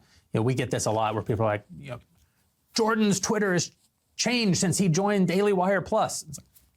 I have nothing to do with Jordan Peterson's Twitter account. I don't have login credentials for his Twitter account. I've never asked him to tweet anything or not tweet anything. That'd be way outside of the bounds of what's acceptable, because that's the very personal medium, Twitter, very personal medium, Instagram. It also says that we will have the perpetual and exclusive right to create, own, manage, curate, and monetize any and all social media accounts that we create based on Crowder's content or shows. What's that about? Well, Crowder already has enormous social channels. He got like 6 million YouTube followers or something. I mean, he's one of the biggest voices in the movement. But what happens if we create a documentary like What is a Woman? Well, sure, you've got Matt's Facebook and Matt's YouTube that are promoting What is a Woman. But we may also want to build a Twitter account, that is at What is a Woman, or a YouTube account that's just for clips from What is a Woman. Well, that wouldn't belong to Matt. That would belong to us, because What is a Woman belongs to us. And that's what this was meant to say, that all of the stuff that Crowder brings again, this is industry standard, if I'm being for real. Like, this is like, they do this with movies, they do this in like most types of media. If there's like a bunch of, like, if you look up movies, a lot of movies will have like Twitter accounts where the social media just like posted it. It wasn't like if there was like Black Adam or any of these movies, right? Puss in Boots, the actor for Puss in Boots is not managing the Twitter account for Puss in Boots, the movie. That's just not happening. That's his, Louder with Crowder and all, his Louder with Crowder accounts, all of that. Well, that's his. We're going to manage it for him during the term. We're going to monetize it during the term. At the end of the term, all of that's going to go back to him. He said that was not what it says in his video that he released, but you can read right here. That's exactly. Let me read. Somebody just give me a proposal in the chat. It's from Dirty Bird Distiller. So Dylan, say you get a deal with a production house. They pay you X dollars to buy your Ukraine footage. It becomes the next Cronkite Vietnam footage and makes residual money for the next 50 years. Would you be satisfied with the deal? Would you wish you kept the rights? Honest answer. I guess it depends, because like, let's say right now I was made an offer from MSNBC to shoot a documentary about Ukraine, and they say you can do any way you want. You can shoot this documentary. You can be a Gonzo. You could be fucking like Gonzo, high as fuck, and like the craziest shit. Like anything. Of course, I wouldn't be high while doing this, but like it's a crazy, whatever you want, just like complete freedom. But we will own it, and and you're gonna get a lump sum up front. Now, there is a chance that I take this deal and I make money, as long as the money is good and I can survive. I'd be generally happy. But you're not talking about the other thing. The reason we know who Walter Cronkite is because of that footage. So let's say he never got the opportunity to do the footage in the first place, or wasn't given these deals. There's a decent chance they wouldn't know who he is, because, he didn't get to make the footage, and the footage wasn't put on the news because they didn't own it. And therefore, Walter Cronkite might not even be that well known. And if he was to go off and do it himself, it might not have been as influential, would not have made as much money, and not be as known in society. So I guess it really depends on the means that I have. If I have the means to do it by myself, then I'll do it by myself. But I don't like, I am not an extremely wealthy man. Like, I am doing the best I can with the resources I have. The reason we don't have any new videos on the main channel right now isn't because I'm just fucking lazy or something. It's because we are doing everything we can to make sure that the content we put out moving forward on that channel is of high quality, and I want it to have journalistic value. And these are two standards that the vast majority of videos made by streamers on Twitch just don't have. And that's why all my main Twitch content is going to the second channel, DylanBurnsLIVE. We are almost done with a video that we're going to put on there. It's about 35 minutes. It's really good. I'm excited to release it. But that's what I'm going to be doing going forward. Now, let's say a production house came up to me and they said, hey, look, we can make it so you're releasing pieces like that like once a week, but we're going to make the money off it and you're going to be making these lump sums. I think there's a decent chance I would take the offer. I think there's a decent chance. He gets all of, it's only during the term that we control that. Such as the means Crowder does have, not such a fool. I'm not saying Crowder is a fucking fool for not taking this deal. I'm saying that him calling this proposal, which he didn't even negotiate, by the way, it seems, according to this guy, unless Crowder's going to counter this with some new evidence, was $50 million, and it does not equivocate towards contract slavery. And he left out a lot of information and details that made the proposal look a lot worse than it actually was. If he didn't take this deal, that could have been better for him long term, depending on how much money he makes from Mug Club, which we don't know, right? Depending on his Mug Club income and what's he make off of YouTube and everything else, and the advertisers that he has, the one advertisement a stream, like it could be better for him just not to take the deal. Or maybe he values like shooting these documentaries and making it his own like so much, even though he's not doing that right now. It could be any number of reasons he didn't take this deal, but the way he painted this deal was kind of dishonest. Honestly, it was misrepresentative. It was completely misrepresentative of what the deal actually was.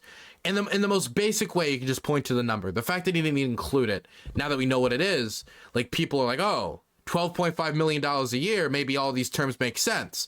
Maybe if it was 500,000, it'd be different. Did you see his response to the video? I did not. I have not. If you want to link it, we'll watch it after. But the things that we make based on the content that we make, well, that belongs to us because the content belongs to us. And so those channels have to belong to us. Those would never match anything like the magnitude of the channels he's created for himself, obviously. 11, exclusivity. Should go without saying, if you're going to pay somebody $50 million, you're going to have exclusivity. They can't go make content for people who compete with you. You don't pay someone to go work for the competition. But there's carve-outs. Of course, he can go do non-regular guest appearances if Tucker wants to have him on, if Fox and Friends wants to have him on, if he wants to go do a hit with Glenn Beck or something, he can go do that. He should use good faith efforts to coordinate them with us. And this is important. See, he won't have the right to run any personal subscription or donation effort. He can't have a Patreon or a Locals or any sort of paid fan club while Mug Club is part of DW+, right? We're the ones who are going to own subscription revenue during the term. So I think all this is very fair and very obvious to anyone. You wouldn't pay somebody. And he did release a response. Here it is, right here. Oh God, this goes on for so long. This back and forth controversy. $50 million to then compete with, have them work for your competitor, and you wouldn't pay them $50 million to have them compete directly against you. Now here's this section that I know Stephen was very offended by, and I think he misunderstood and therefore misrepresented. Fee reductions. There's a different fee reduction for all those kinds of contents we created. Daily content. If he fails for any reason to deliver 192 episodes of The Daily Show, or if he fails to include the ads that we agreed to or the promotions that we agreed to in those episodes, then we'll give a $100,000 reduction every time. What's that about? Well, again, you can't pay someone any amount of money, but you certainly can't pay them an unimaginably huge amount of money for their show and then not get the show. So what this is saying is you don't have to produce a show every day. You don't have to produce 260 or 250 or 240 or 230 or 220 or 210 episodes a year. You got to produce 192 episodes a year. You can film some of them in advance. You can stack them up. All of that's contemplated in there. You could shoot on a Friday so that you can take 2 days off next week. But if you don't give us 192 episodes, we can't pay you the same amount of money as if you did give us 192 episodes. So this is just, you give us 192 times 4 minus 1. Can I again emphasize 192 episodes, 192 days working in this capacity? That's not even a ridiculous amount. I know for mainstream news, it might be mainstream shows, a different type of show it would be, but an hour and a half show in the way he does it, nah, it's not that crazy. If he wants to become Tucker, then go become Tucker. But the reason he streams a lot because it's profitable, it's good for his show, it puts his brand out there. News is 24/7, so he can do it now. Maybe if this was back in the day, it would be different. And this is how the internet works. Like this isn't like a crazy workload. If you were to compare the type of streaming that he does to Tucker Carlson, of course it's different. The amount they're on camera is different because their shows are fundamentally different. Then out of your 50 million, we're hitting minus 100,000. Stephen said that this is unfair, that if he had a sick day or got in a car wreck, we'd dock him $100,000. But I think that's just totally inaccurate for two reasons. One, presumably if he was sick this Tuesday, he could just shoot an episode next Friday and you'd be completely even. He's got an awful lot of extra time in the year to shoot these additional, to shoot any episodes to make up. And second of all, it's actually contemplated a little bit later what happens if there's a disability. In fact, we'll just skip right to it. It's item E. In the event of temporary disability or serious illness that prevents Crowder from performing, the fee will be reduced on a pro rata basis, not subject to the fee reduction mentioned above. What does that mean? Well, instead of a sort of punitive fee because he's choosing not to do the right thing, in that situation, you'll just reduce it by dividing the total amount of money contemplated, by the number of episodes, just subtract that, which I think is, again, incredibly fair. If you're being paid $1 for every box you deliver 10 boxes, you get $10. If you deliver 9 boxes, you get $9. That's a different concept than if you just choose not to deliver it, in which case we're going to subtract a little bit extra. And again, you pay somebody $50 million, you should get the work. Monthly and quarterly content, well, this is more valuable content and there's less of it, so the fee is higher, $250,000 if he misses that kind of content. Annual content, well, this is the most important, most expensive content. If you were supposed to have done a complete documentary this year and you didn't deliver it, well, we're going to subtract $1 million because that's one of the most important high-value pieces of content that we asked you to make that year. And then D just says reset. The fee reduces each calendar year. So, every year you kind of start over. You start over fresh. That brings us to 13, reduction of fee from lost revenue or boycotts. Again, this is one of the points that Stephen really focused on. He says we're enforcers for big tech, that we're doing big tech's bidding, that we're punishing content creators if they run afoul of big tech. And first of all, that's just personally incredibly offensive. It's incredibly offensive to have your friend and ally in 10 years of fighting this fight alongside one another, coming up together, say that you're not sufficiently conservative, say that you're I think he said in the video that we're worse than the left, that we're doing harm to the conservative audience and harm to the country. Well, I do think he's worse than the left. I will say that, but unrelated to this issue in any way. That we're not sufficiently at odds with big tech. Obviously that's ridiculous. You'll see that it's ridiculous as we go through this and I explain it. It's absurd on its face. We get content strikes all the time. We get demonetized all the time. We get shadow banned all the time, just like all conservatives do. We're investing tens of millions of dollars every year into technology to try to create alternatives. That's a long-term project. No one has built anything. Rumble is not a true competitor to YouTube yet. I hope that they become one. But right now, YouTube has many billions of people use YouTube. And many millions of people use Rumble. It's a long-term investment to build these alternatives, and Daily Wire Plus is an alternative platform. But right now, we all still are dependent for getting our message out to have access to big tech and to monetize our content. We have to have access to big tech. That's where the audience is, and it's where the money is. It's also where Steven Crowder has made his entire name. He's the biggest conservative YouTube star of all time. He put out his video criticizing us in this contract as not being sufficiently conservative. The number one place people will view it is on YouTube. And that's not wrong. That's where people are. Of course they're going to watch it on YouTube. Of course he's going to put it out on YouTube. That's where the audience is. Now, Stephen might respond by saying, yes, but I don't make any money off of YouTube. I have been demonetized there. And that's a point that we'll talk about here. Nevertheless, obviously, you and I and everyone else, when we go to YouTube to watch Steven Crowder may be demonetized and he may not make any money. YouTube, though, still makes money off of us. And so in that way, Steven is still driving success for YouTube. It's unfortunate that YouTube has chosen to cut him out of participating in that success. In fact, I think YouTube is utterly wrong. The only time I've ever talked to the CEO of YouTube, it was to criticize her for her treatment of Steven Crowder. I didn't even talk to her about the Daily Wire. I had nothing to say at that moment about Daily Wire, but at that time they had demonetized Steven, and I used my one audience with one of the most powerful CEOs in the world to tell her that what she was doing to Steven Crowder was absolutely unethical and wrong. So what were we trying to accomplish with this section? Well, let's go through it. The reduction of fee from lost revenue from boycotts, content strikes, or bans from major social media platforms. A, ad drop.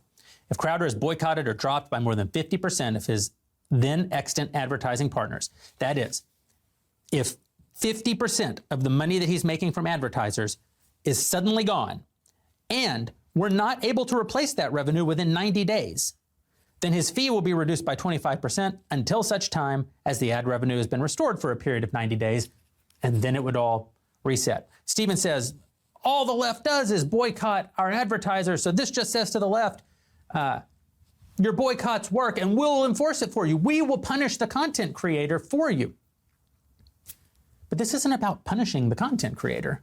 This is about if the Daily Wire is going to leverage, I can't stress it, probably $100 million by the time you have marketing and infrastructure costs, by the time you pay for all the legal compliance, all the technology that it takes to support Steven's show and Steven's show, even at the price that we offered for it, which he would have wanted much more, at least $100 million.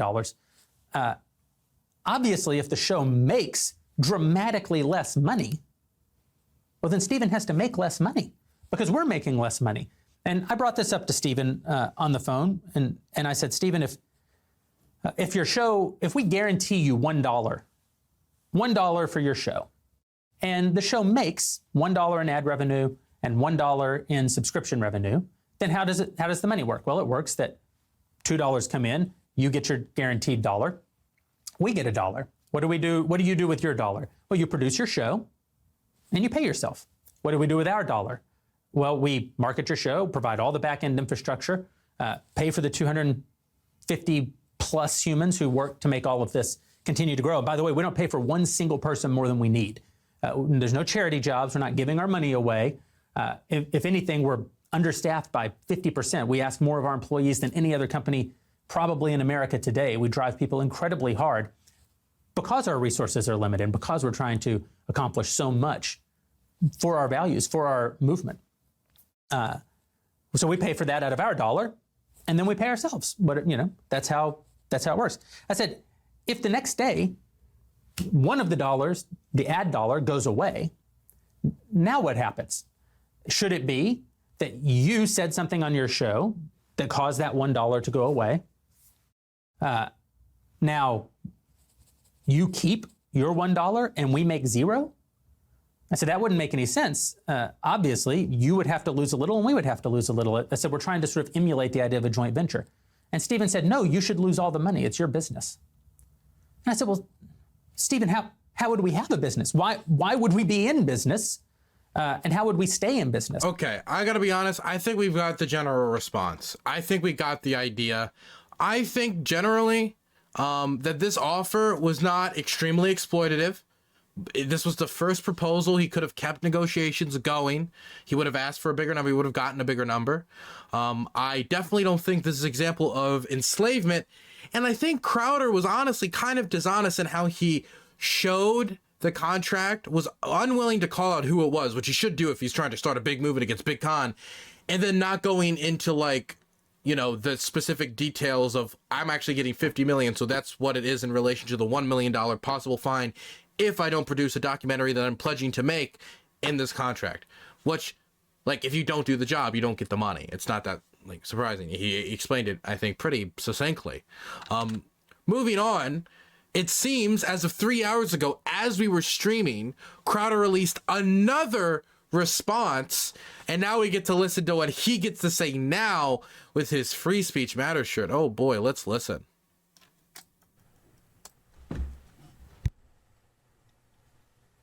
You know what? He might convince me. Who knows? Because now is the time where Daily Wire has been specifically named. They're out in public. They responded. So now any evidence he has, he needs to lay it out. Because now his reputation's on the line. He has to lay out any evidence he has. Now is the time for him to lay out the evidence and prove him wrong. That it was scummy and they engaged in bad behavior and big con. Let's see it. They don't get deals that... They can be wage slaves for a little bit, come over and make a salary and grow their brand. They can be wage slaves for a little bit. They can be wage slaves for a little bit. God bless the talk boy. Those things are worth like $5,000 now. It's an expensive gag. So didn't want to have to do this, but Daily Wire outed themselves very, very quickly. And sure enough, if you see all of the people who work there, some of whom I have relationships with, they immediately tried to make this all about money. Here's the problem. There are a few problems, and I'll go through with some receipts. Everything that was said about negotiations, how they transpired, beyond the numerical value, which is true and I'll get to, everything else is untrue. I don't really want to get into that. It's Wow. So he's saying that they're lying about the negotiations, that the video we just watched was a dishonest representation of how they went. Okay, let's see how. Let's prove it. which is true and I'll get to. Or not prove it, or dispute it at least, at the very least. Let's see. Let's see what he has to say about it. Everything else is untrue. I don't really want to get into that. It's completely irrelevant. Here's why.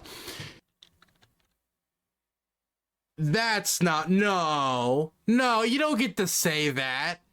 Remember when I was talking about the Andrew Callahan accuser and she said, she made the accusation, said, I have evidence for it, but I don't need to show it because you should just believe me.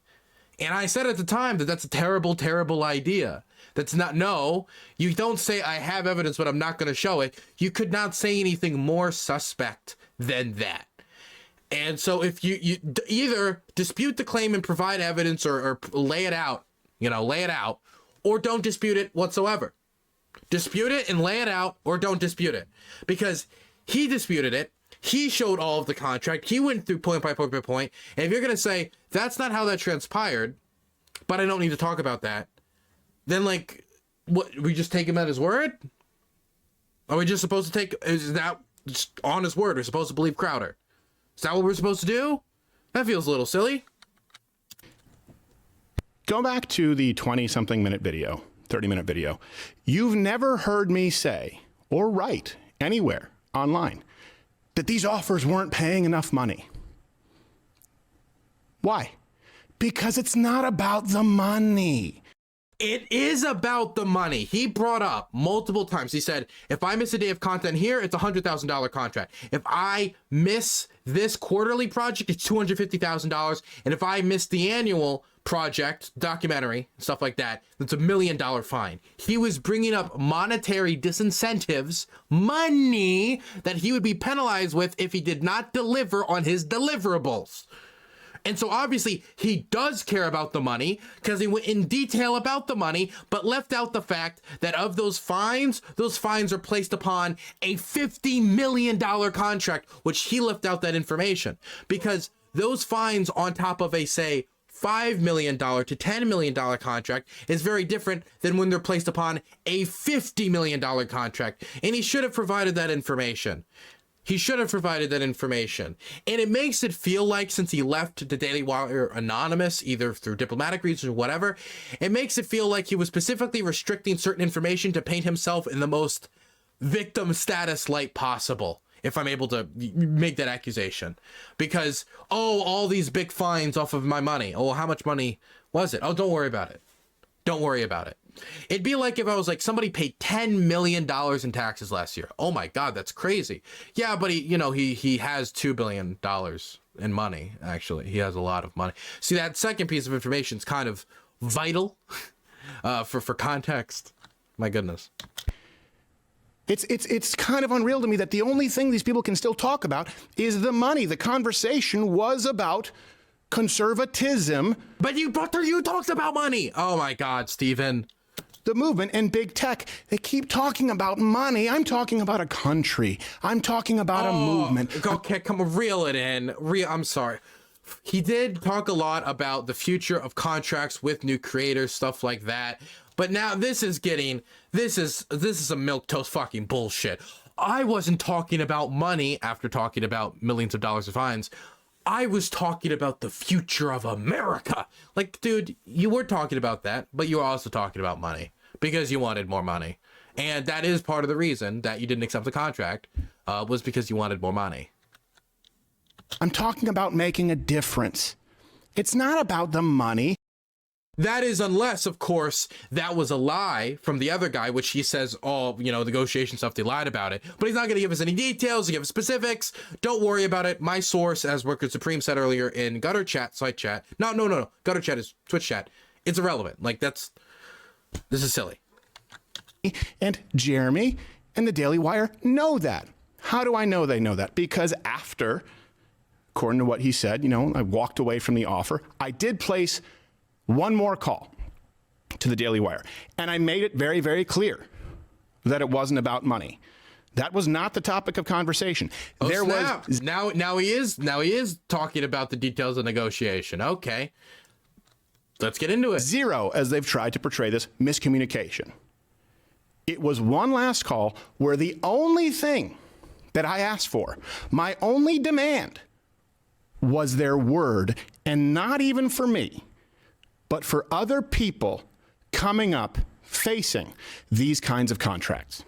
Let's say it's a kid who comes in with 500,000 YouTube subscribers or something like that, 100,000. Let's say it's some other kid you're paying 6 figures to come in and do it. There's not the penalty of the demonetization or if they're removed from iTunes, Apple, YouTube. Yeah, sure there would be. And here's something else.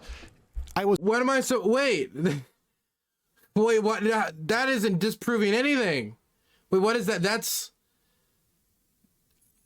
That clip did feel a little weird, but let's be nice. Let's be nice.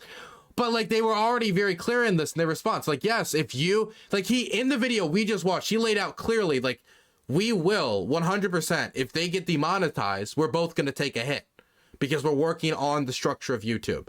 This isn't a new revelation. He said that earlier in the video we just watched. Was also very measured. I was painstakingly clear in taking myself off the table because it wasn't going to be a right fit. That happens in business all the time.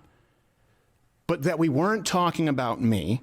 We were talking about the futures of other people who could potentially be in that position, that very disconcerting position. No miscommunication. What I'm talking about is you're describing a model for everyone, not just, let's get rid of me here. Everyone, if there's a penalty for being demonetized on YouTube, because your business model requires that be a huge component of it, you need to change your business model or this movement cannot work, Jeremy. I can't imagine my show trying to... I assume Jeremy here would respond, as he did in the last video, that until we have our own platforms like Daily Wire Plus, which is what he talked about and how they're making investments into that, or Rumble or something like that else, they have to work with the platforms they're working on. YouTube, they have to. So, I mean, like, that would be the response I think Jeremy would make, because he already kind of made that response. Come up and be beholden to YouTube advertiser guidelines, let alone, I mean, honestly, being beholden from a conservative entity with hard strikes, right, being removed, but let alone being advertiser friendly. We know how broad those guidelines are. They might as well just read, don't say anything offensive, and they change them at the drop of a hat.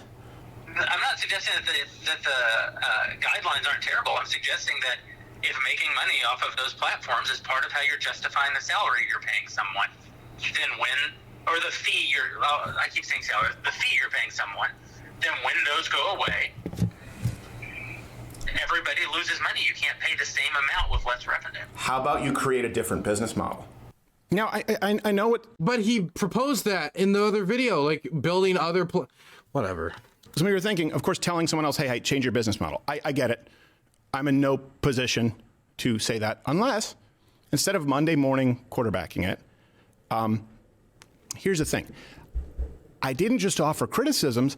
I offered a guide on how to, here's the deal. I want to sit at the table with people who, granted, have an immense amount of power and have incredibly deep pockets. That is all true, to be clear. And by the way, it's something that I want to have on our side. By the way, let me be clear. He's right about YouTube advertiser guidelines and stuff like that. I believe there should be some guidelines, but when we talk about like demonetization, a lot of this is ridiculous. A lot of it's automated, and it's just done by going through transcripts and finding a bunch of words together, not looking at the context, not done by manual review. There's review bombing, stuff like that. But if you didn't like that as part of the contract, if somebody's making their money on YouTube by bringing in advertisers on the YouTube platform, once that goes away, it would make sense that both of you would take a hit. But you're saying that hit should be completely on them, not on you at all. While you're a YouTuber and your main platform is YouTube. It's not ridiculous that in the first proposal, which is, again, maybe it would be the second or third, I don't know, because Steven's not giving us clarification on negotiations. But I don't think that's too insane that I should sit there like I sit here like this is exploitation. What did he call it? Actual slavery. Not actual slavery. He called it like something slavery. He called it like contract slavery, something along those lines. Of the aisle. But I offered a guide on how to do it. It is incumbent, this is what this is about. It is incumbent upon conservatives, if we believe what we say, to uncouple, to divest, if you want to use that term, from big tech, right? For the business models of the movement as we move forward, to not rely on playing ball with Facebook and with YouTube. That is something that we have to move toward. You know that we've been trying to do that here for years. That's why every single show we say, hey, if you can watch on Rumble, please do so. We're not looking to be banned on YouTube. Why was the domain registered in December?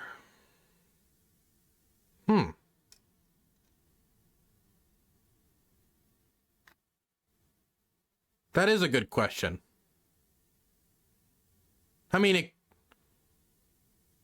don't know. Well, I don't know when these negotiations took place, and he didn't want to give any more details on negotiations, so I have no clue. Actually, I'm curious. What's the response? How are people responding to this? I want to see the replies on Twitter. But I need traffic I get from manufacturing this controversy after turning down 50 million. Well, this got spicier. Ian Miles Chong, great guy, a fantastic guy. Finally, Jordan Peterson responds. Okay, fake Jordan Peterson responds. Literally a common figure of speech to mean you're dependent on a regular paycheck.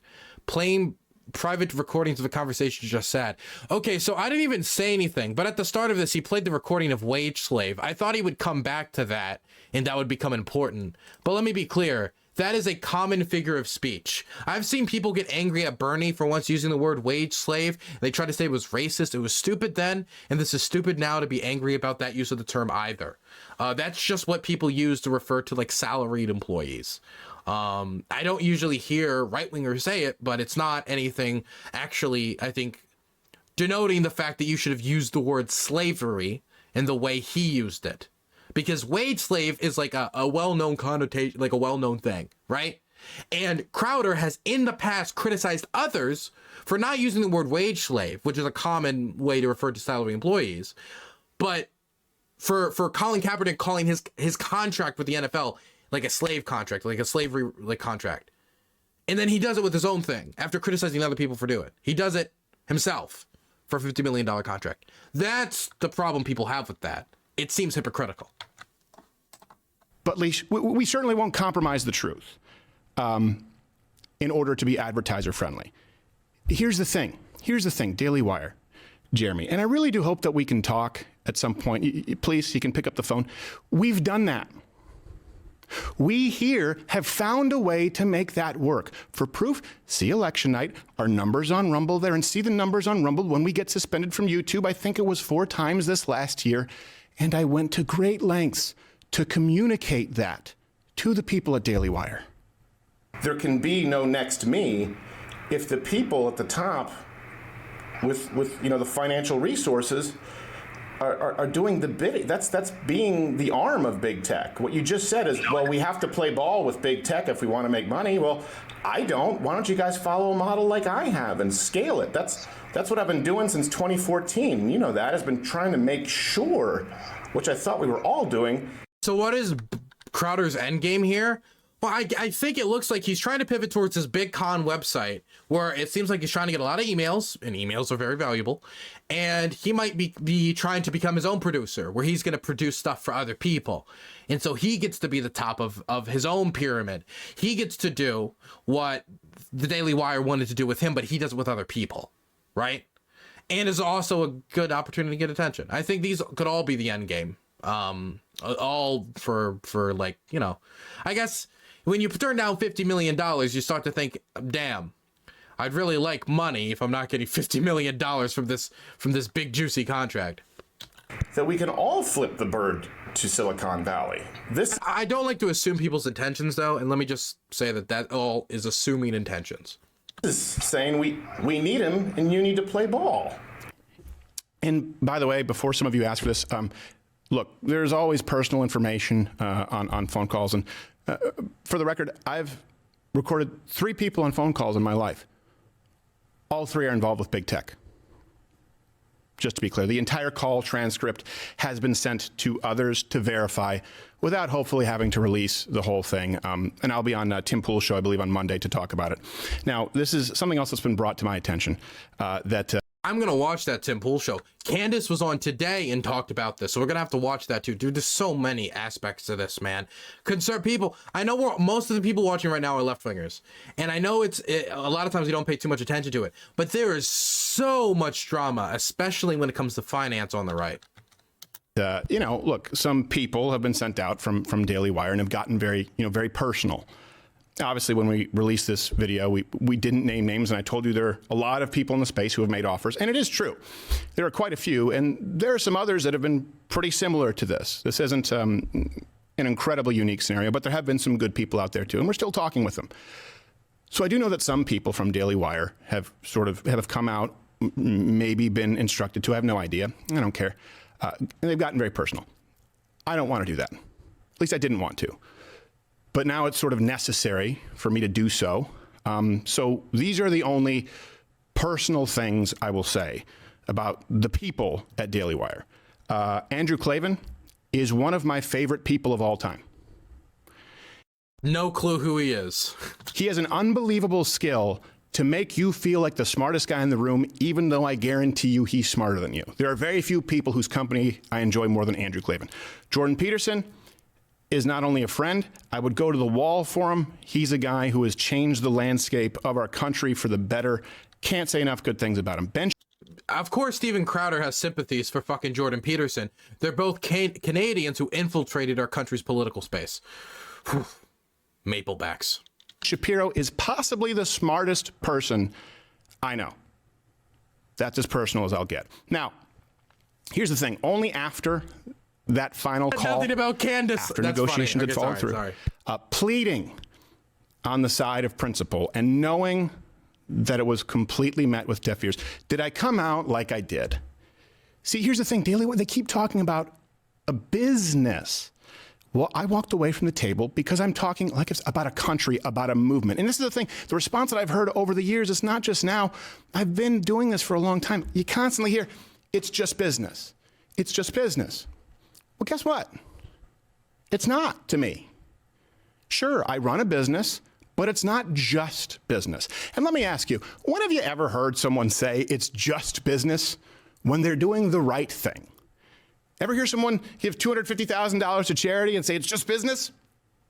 And here's something that I would like to ask you, because I know that they've tried to play the identity politics and misrepresent the whole financial situation. But yeah, over the course of 4 or 5 years, the total operational budget, meaning 25, 30 employees, all of the costs, security, health insurance, would have been somewhere in the $50 million ballpark for that total operational budget. That is true.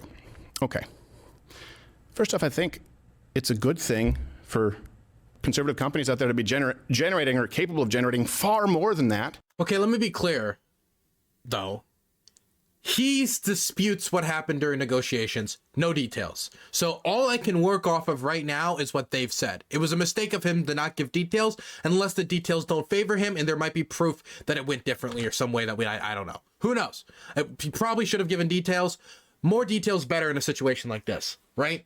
Like the other video was like 53 minutes long and it looked very transparent, and I really liked that process for that reason, because it went through all the details, went through like everything in the contract. I was told by the other guy that this was the first offer and then they were going to negotiate up. So if 50 million covers like everything, like he just said, then if he could have negotiated up to something like 75 million, that's $25 million to, like, on top of that, we're talking 75 million now, like moving up on this. And by the way, the reason we're talking about these numbers is because he wants to manage production himself, according to them. If that was taken away, then a lot of these production cost stuff would go away. If he was like, I want you guys to produce it. I don't want to produce on my own. So he needs to give more details on the negotiation. All I can do is just take their word for it, I guess. Because if you don't have a counter narrative to it, then there's only one narrative to go off of. And it'd be better than just Disney and just Netflix and just Hulu Plus. And I'd like the people who are in charge of that to be people who are willing to walk away from that if it comes with strings attached, with people who hate everything you stand for. So let's take that at face value, okay? I want you to ask yourself this question, okay? Put yourself in my shoes. What would it take? How much do your principles matter to you? What kind of a headspace would you have to be in to walk away full stop from $50 million? Really stupid. Let me ask you even further. I don't know. Like if it was based upon principles, it's impossible for me to really know unless I'm put into the situation. I can't. What would it take for you to be willing to walk away from at least $50 million? I think if somebody came to me and said, you need to literally just do a 180, you need to do a I left the left arc, I'd like to think that I would say no.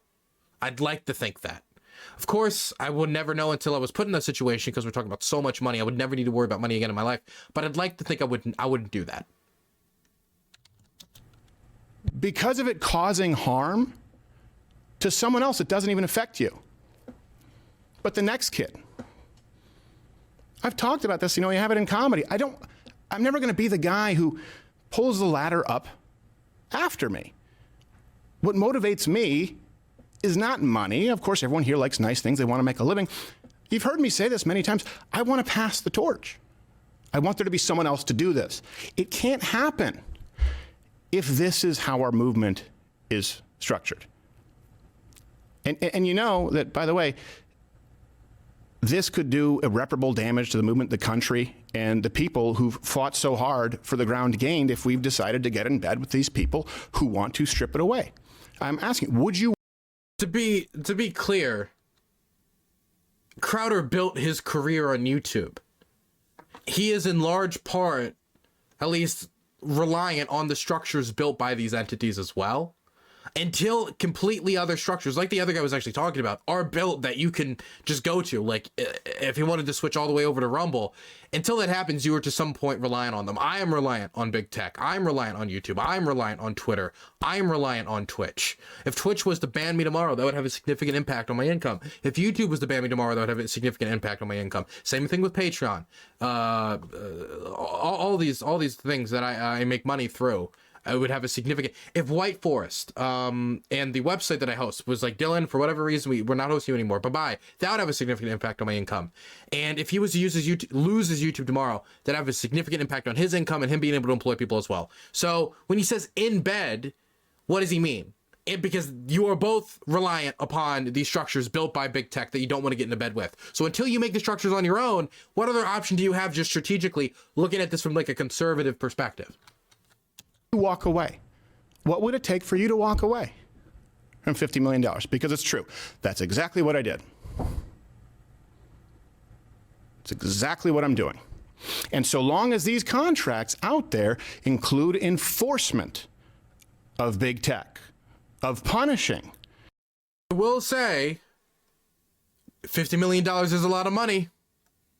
It's a big chunk of change. That's a lot of baloney, and he probably could have negotiated it even higher.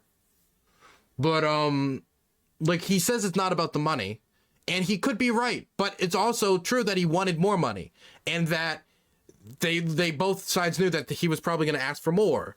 So it's kind of hard for him to like say it's not about the money at all, but say I'm not going to tell you any of the details of the negotiation. But also they could have given me more money, and they're saying you wanted more money. But he did walk away from a lot of money. He did. He absolutely did. I don't think I would have done it. Conservative creators, on behalf of the people we claim to fight and the people who have long since demonetized us and can't stand me, and part of me doesn't blame them. As long as these contracts include that, not even for me, but the next person, I wouldn't take $1 billion.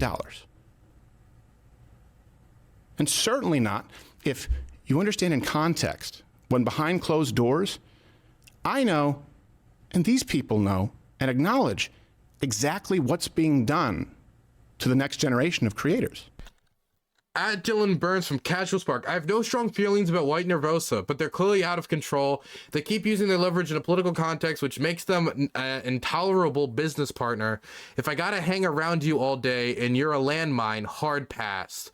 But it ain't my problem. Godspeed, Dylan. Hey, from the conversation, now I haven't talked directly to White Nervosa about any of my concerns.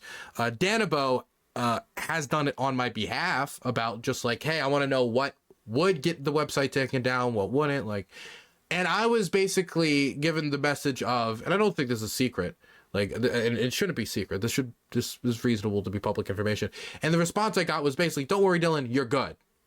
Now, I am fine for now taking that assurance, considering how unbelievably useful site revenue is in comparison to Twitch revenue. The reason I push site chat so much and I meme about it so much is because unironically, if you sub on site chat, I get double the money than if you sub on Twitch chat. Like it's an incredible offer when you think about it. It's hard to get people over there because it's separate from an integrated from Twitch, right? And then so that's why we have so many more emotes and I push it so hard.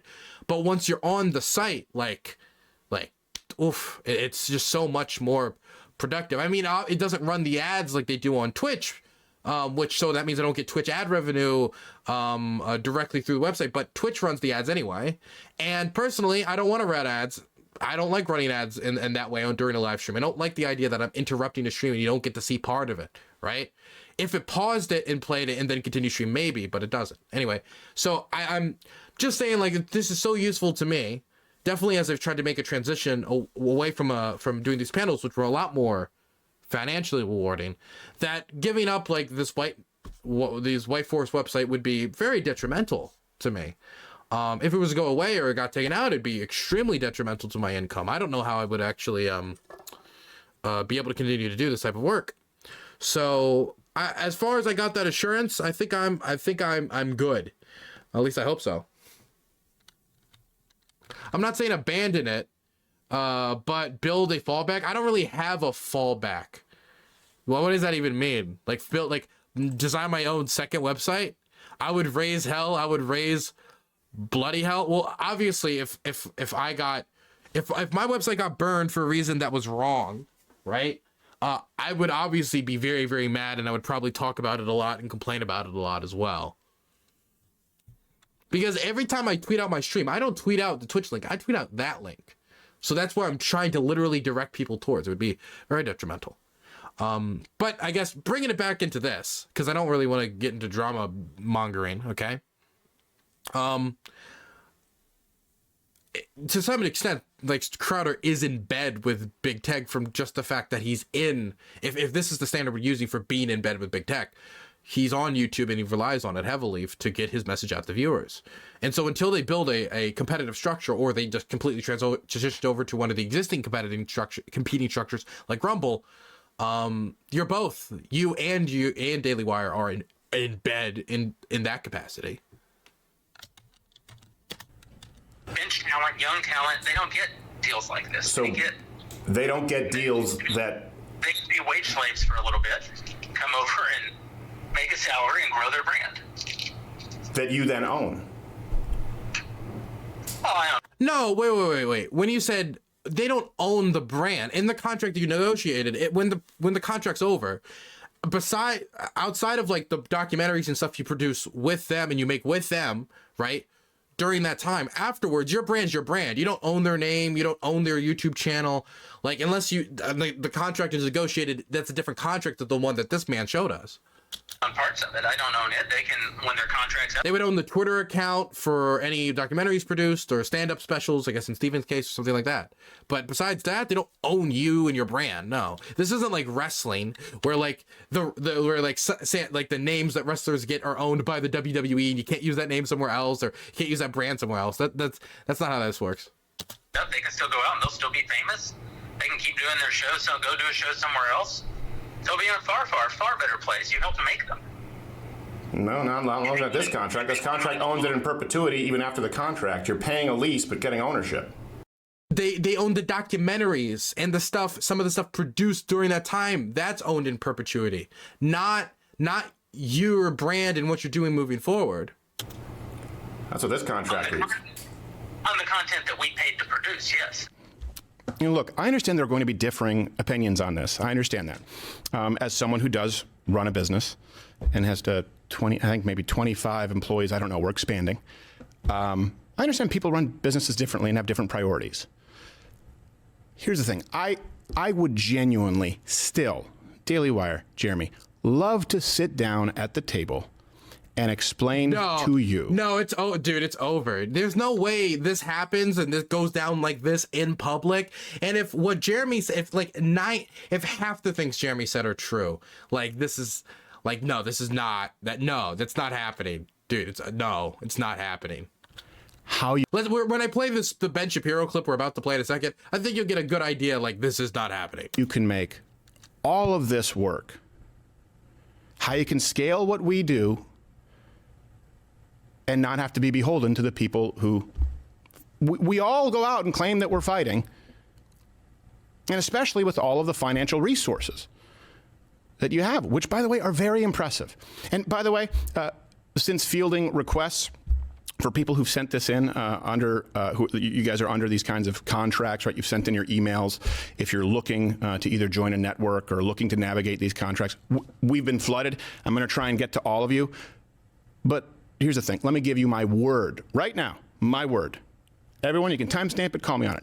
Here at Mug Club, we will never take any ownership over your social media platforms or your channels, and I don't want a dime ever of your YouTube revenue.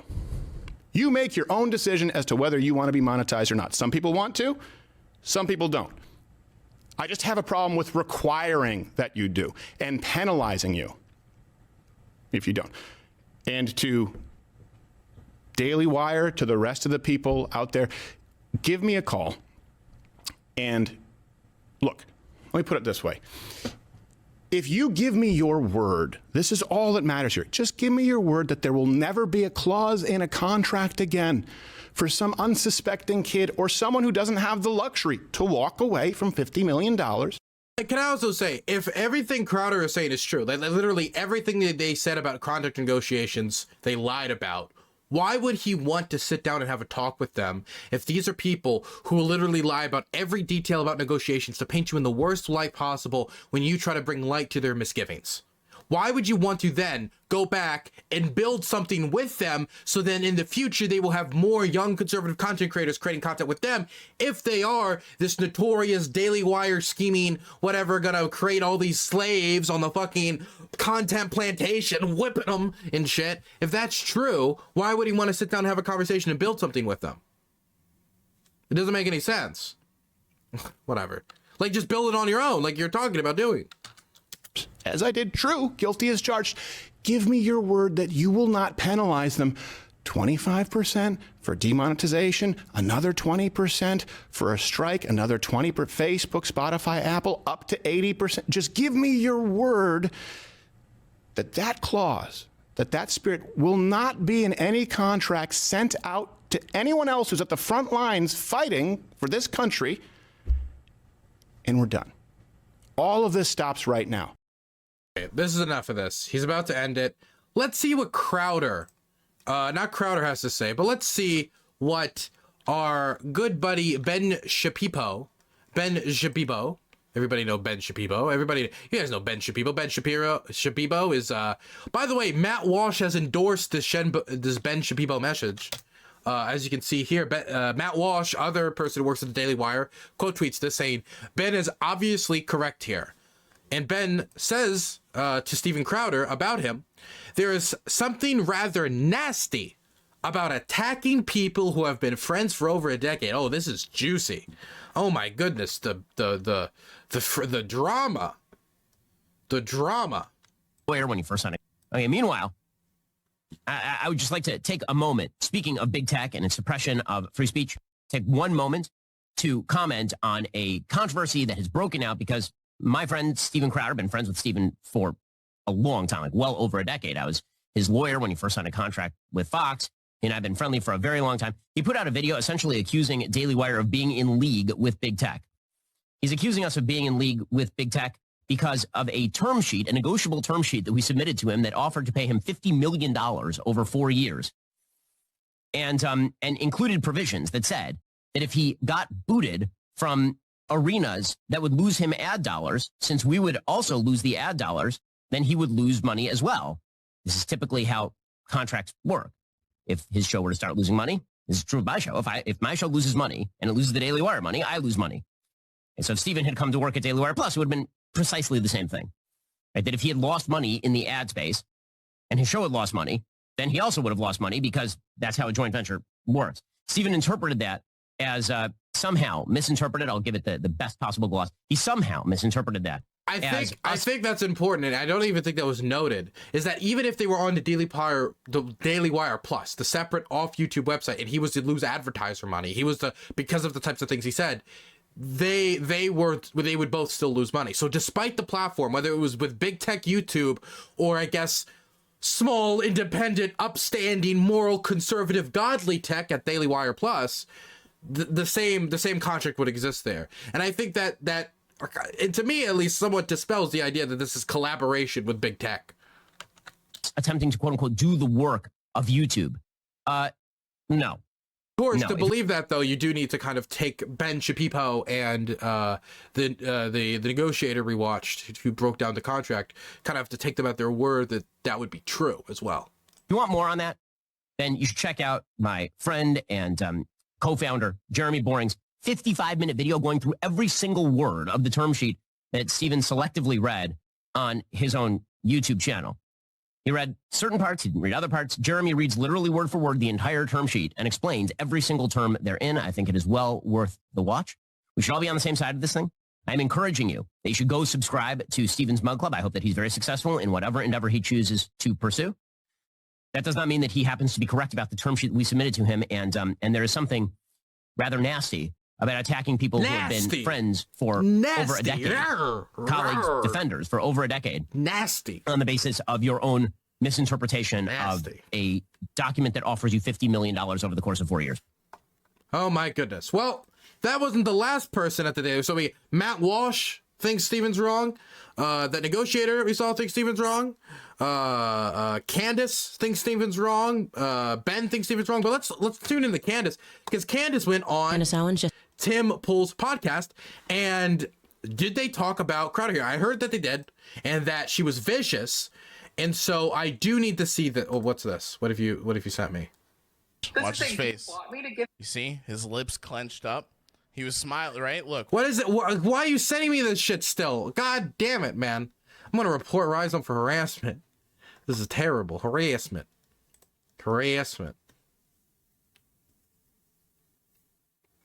My goodness. I fumble my words too much.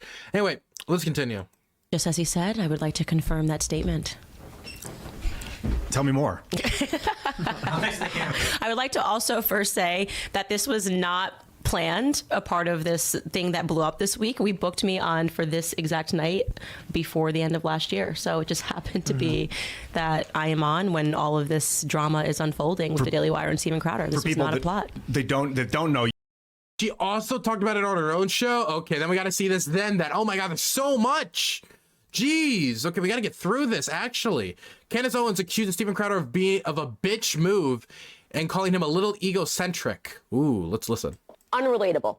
Unrelatable. People are trying to pay for bacon and eggs right now at the grocery store, trying to buy a steak once a week, and you're over here crying because somebody couldn't meet you at $120 million. And it is crying. I don't like it. It was a total bitch move. There are plenty of things that happen across all organizations in the conservative movement where I will say that I empathize and with Steven Crowder and saying that sometimes you feel like is that what they're saying was Crowder's ask was 120 million? 120 million. Oh my God. Is that actually the ask? Well, again, Crowder says they're all lying about all the negotiations, so, but he won't give any details. So who else can we listen to? Which is like, is everybody selling out? Are people doing this, people doing that? There are a lot of things that Daily Wire has done that I disagree with. There's a lot of things that Turning Point has done that I disagree with. There are things perhaps that PragerU has done that I disagree with. I have worked with all of these companies, right? But $120 million. That's like around $30 million a year. That is an absurd amount of money. That blows out of the water what Anderson Cooper makes or Rachel Maddow or like the majority, I would think, mainstream TV news hosts. Like that's incredible. Oh my goodness, that's an insane amount of money.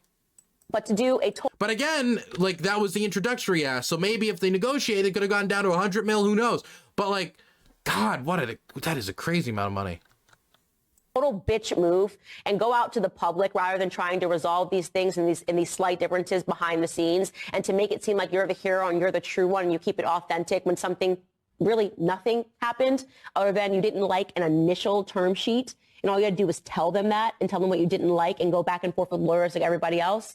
I think it's crappy. I think Steven is a little egocentric. He probably will do better on his own. I don't think he knows how to plan a team. And by the way, the last thing I'm going to say, because I'm going on Tim Pool tonight, so I'm going to say it anyways later, is that I'm pretty sure, wasn't it Steven Crowder who also screwed over somebody he used to work with? Was it not Gay Jared? Because he had him tied up in a contract. Wasn't that Steven Crowder who did that?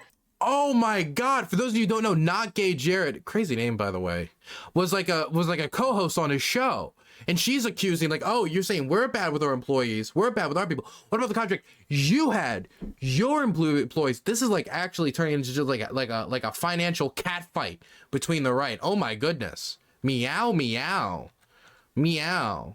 So is he supposed to be the moral high bar? Are we not supposed to call him out for that? Here's the thing. Steven, why don't you release Not Gay Jared from his NDA and allow him to talk about how he felt he was treated by you? Because I know that... NDA? Wait, well, there's an NDA? Who talked about it? This is news to me. He made him sign an NDA. What was the NDA for? Oh, no. Now there's a lot more questions than answers. Oh, gosh. Candace is a lot more catty than Ben Shapiro. She's a lot more catty than the person who was very nice when talking about... Steven in comparison, when breaking down the contract. Matt, I haven't seen what Matt said, but I would assume he's going to be nicer than this. She is going in. She's the attack dog.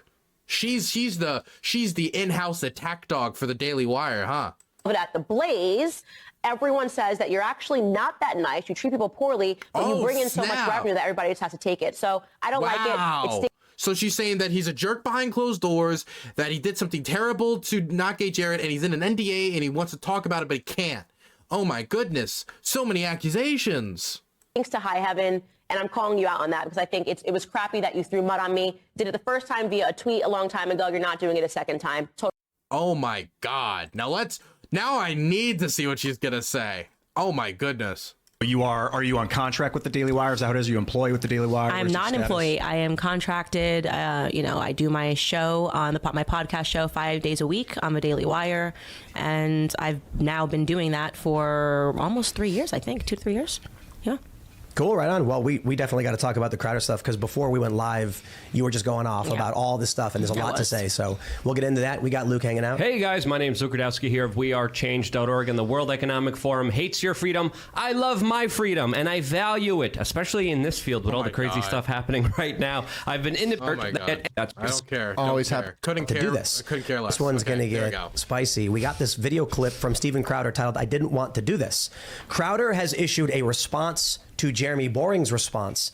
In it, Steven Crowder releases some audio, notably, well, let me see if I can play this. Do we have the audio properly set up? Yep. Here we go. We'll play the beginning. They don't get deals that... They can be wage slaves for a little bit.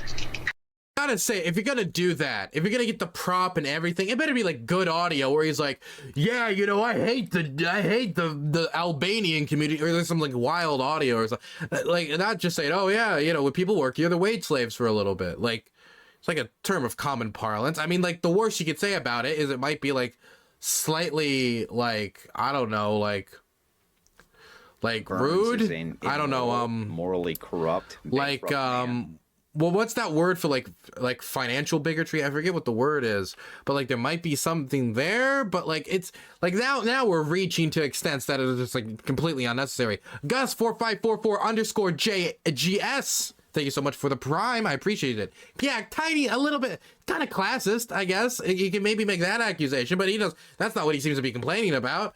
Like, I guess you could say maybe it's a tiny bit classist. But besides that, I couldn't think of any other like complaint about that. Gus, thank you so much for the prime. And it definitely still does not justify him using the word slavery, and he did, because people say wage slave and they know what that means. It's in common parlance. The way he used the word slavery in referring to the contracts is not in common parlance, and it's exactly what he criticized for Colin Kaepernick for doing. It's hypocritical.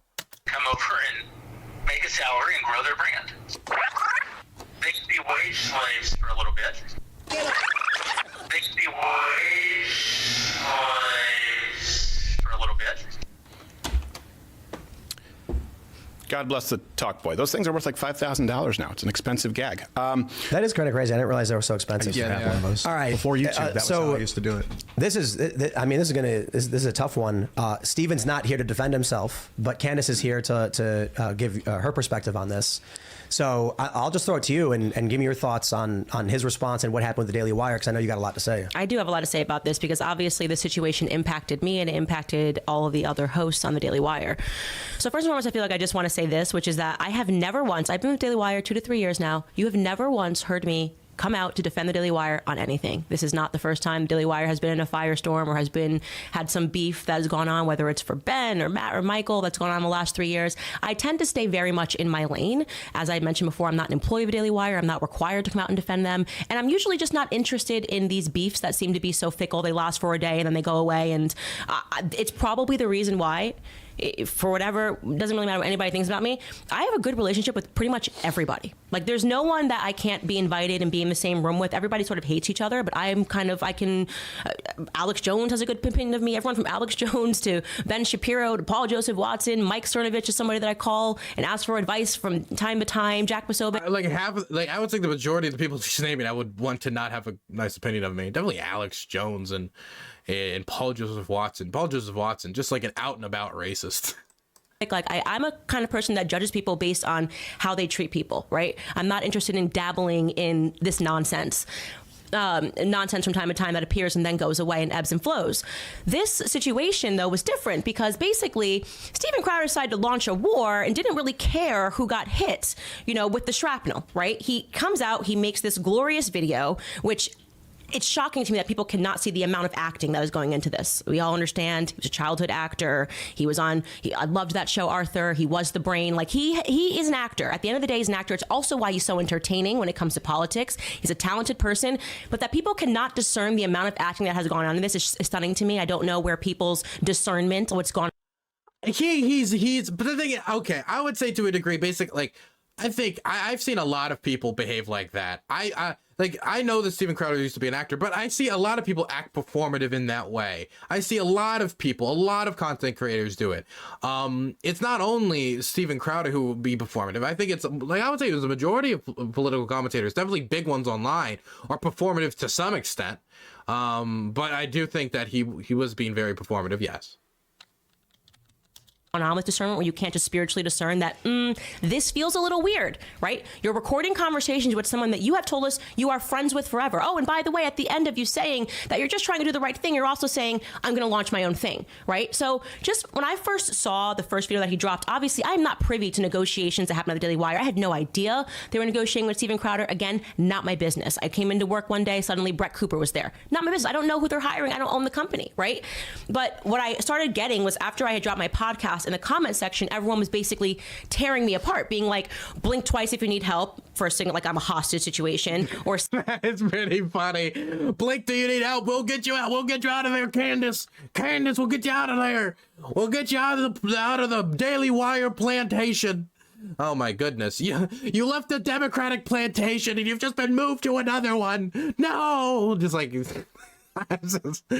just Jesus Christ. I actually want to go check out those comments now. Saying, what if you don't say anything about Steven Crowder, you're a fraud, just like suddenly you're a fraud. So I go and I watch this video, and just like everybody else watching it live, his first video, your instincts are like, whoa, he's throwing some bombs. He's calling it big con. He's saying essentially that we are enslaved by these contract terms. He actually uses the term enslavement. If you don't want to be a slave, you maybe you'll come work with me. I'm going to figure it out for all of us. Like, you're a hero, you're a martyr. And because I was getting so many comments, the first thing I did was that I messaged my EP and I said, we have to cover this tomorrow on the show, because now everyone thinks I'm a fraud and they think that I've... Dude, I'm sorry. This tea, somebody said in chat, this tea is scalding hot. Oh my God. She's like laying him out. She's like got him by the hair and like yanking it around. Like, you get the fuck out of here, you Canuck bastard. Like, oh my goodness. Signed with fraudulent terms or slave-like terms. And that's so totally unfair to me. So my interest in this is that it hit me and it hit everybody else at the Daily Wire, and it was unfair. Do you, I don't know, you don't have to answer this, I guess, but do you have a similar contract? There are certain terms that I recognize. That's why I immediately knew it was Daily Wire. So, for example, the fee reduction if you miss a day of work, right? Like, if you miss a day of work, we are paying for X amount of episodes, and this is a steep amount if you miss one day of work. When you first see that, when I first received a contract from a Daily Wire, I went, that's a shocking number to see. Then you have to calculate, and by the way, mine was not this. I want to be very clear. I don't have a $50 million contract. If there's anything I should be upset about, it's that they were going to pay that much to Steven Crowder, right? Not you. I need to go renegotiate my contract. But so you see it, and it's shocking, and then you read under, which is what he did not include when he says, so if I get hit by a car, like, I'm just gonna $100,000 a day. He didn't tell you how much he made. You don't know what $100,000 means unless you can see. He's right. By him not saying $50 million, then $100,000 sounds like an insane amount of money. But when you know he's making $50 million and that he can make that time up later, then it's no longer that insane. Now it's actually understandable. And again, that's the starting position. That number would have been negotiated up if they ended up shaking hands 100%. See what were they offering him, and you can calculate yourselves. Okay, so what they're basically saying is that we're paying you $63,000 a day. You know what I'm saying? He purposely like excluded right beneath it that says that actually it's pro rata if in event of an emergency. That's a very insignificant thing that would allow people not to be enraged at seeing this. Yeah, just to clarify, when Jeremy released his video, he showed the additional portion that said in the event of temporary disability, they prorate you, there's no penalty. And then we talked about this last night. I said the $100,000 seems punitive. I think you mentioned, yeah, but what about Daily Wire's costs? I said, oh yeah, fair point. DC Drano did, and that is exactly right. Yeah. They have all of these contracts that exist. It's very easy to understand. We're paying you, here's this $100,000. We're paying you $63,000 for the content. They also have a bunch of contracts, everybody that's working on the show. So for example, my EP, she's contracted.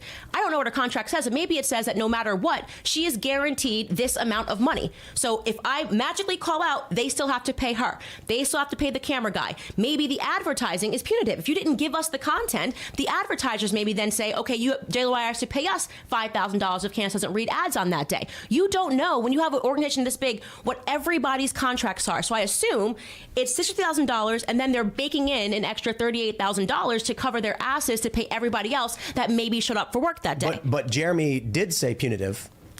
Because he said, well, you're right about the costs all around it, but he said, he basically said one circumstance is you're choosing not to work, and one is you're unable to work. Right. If you're unable, we get it. We'll just prorate based on the lost day.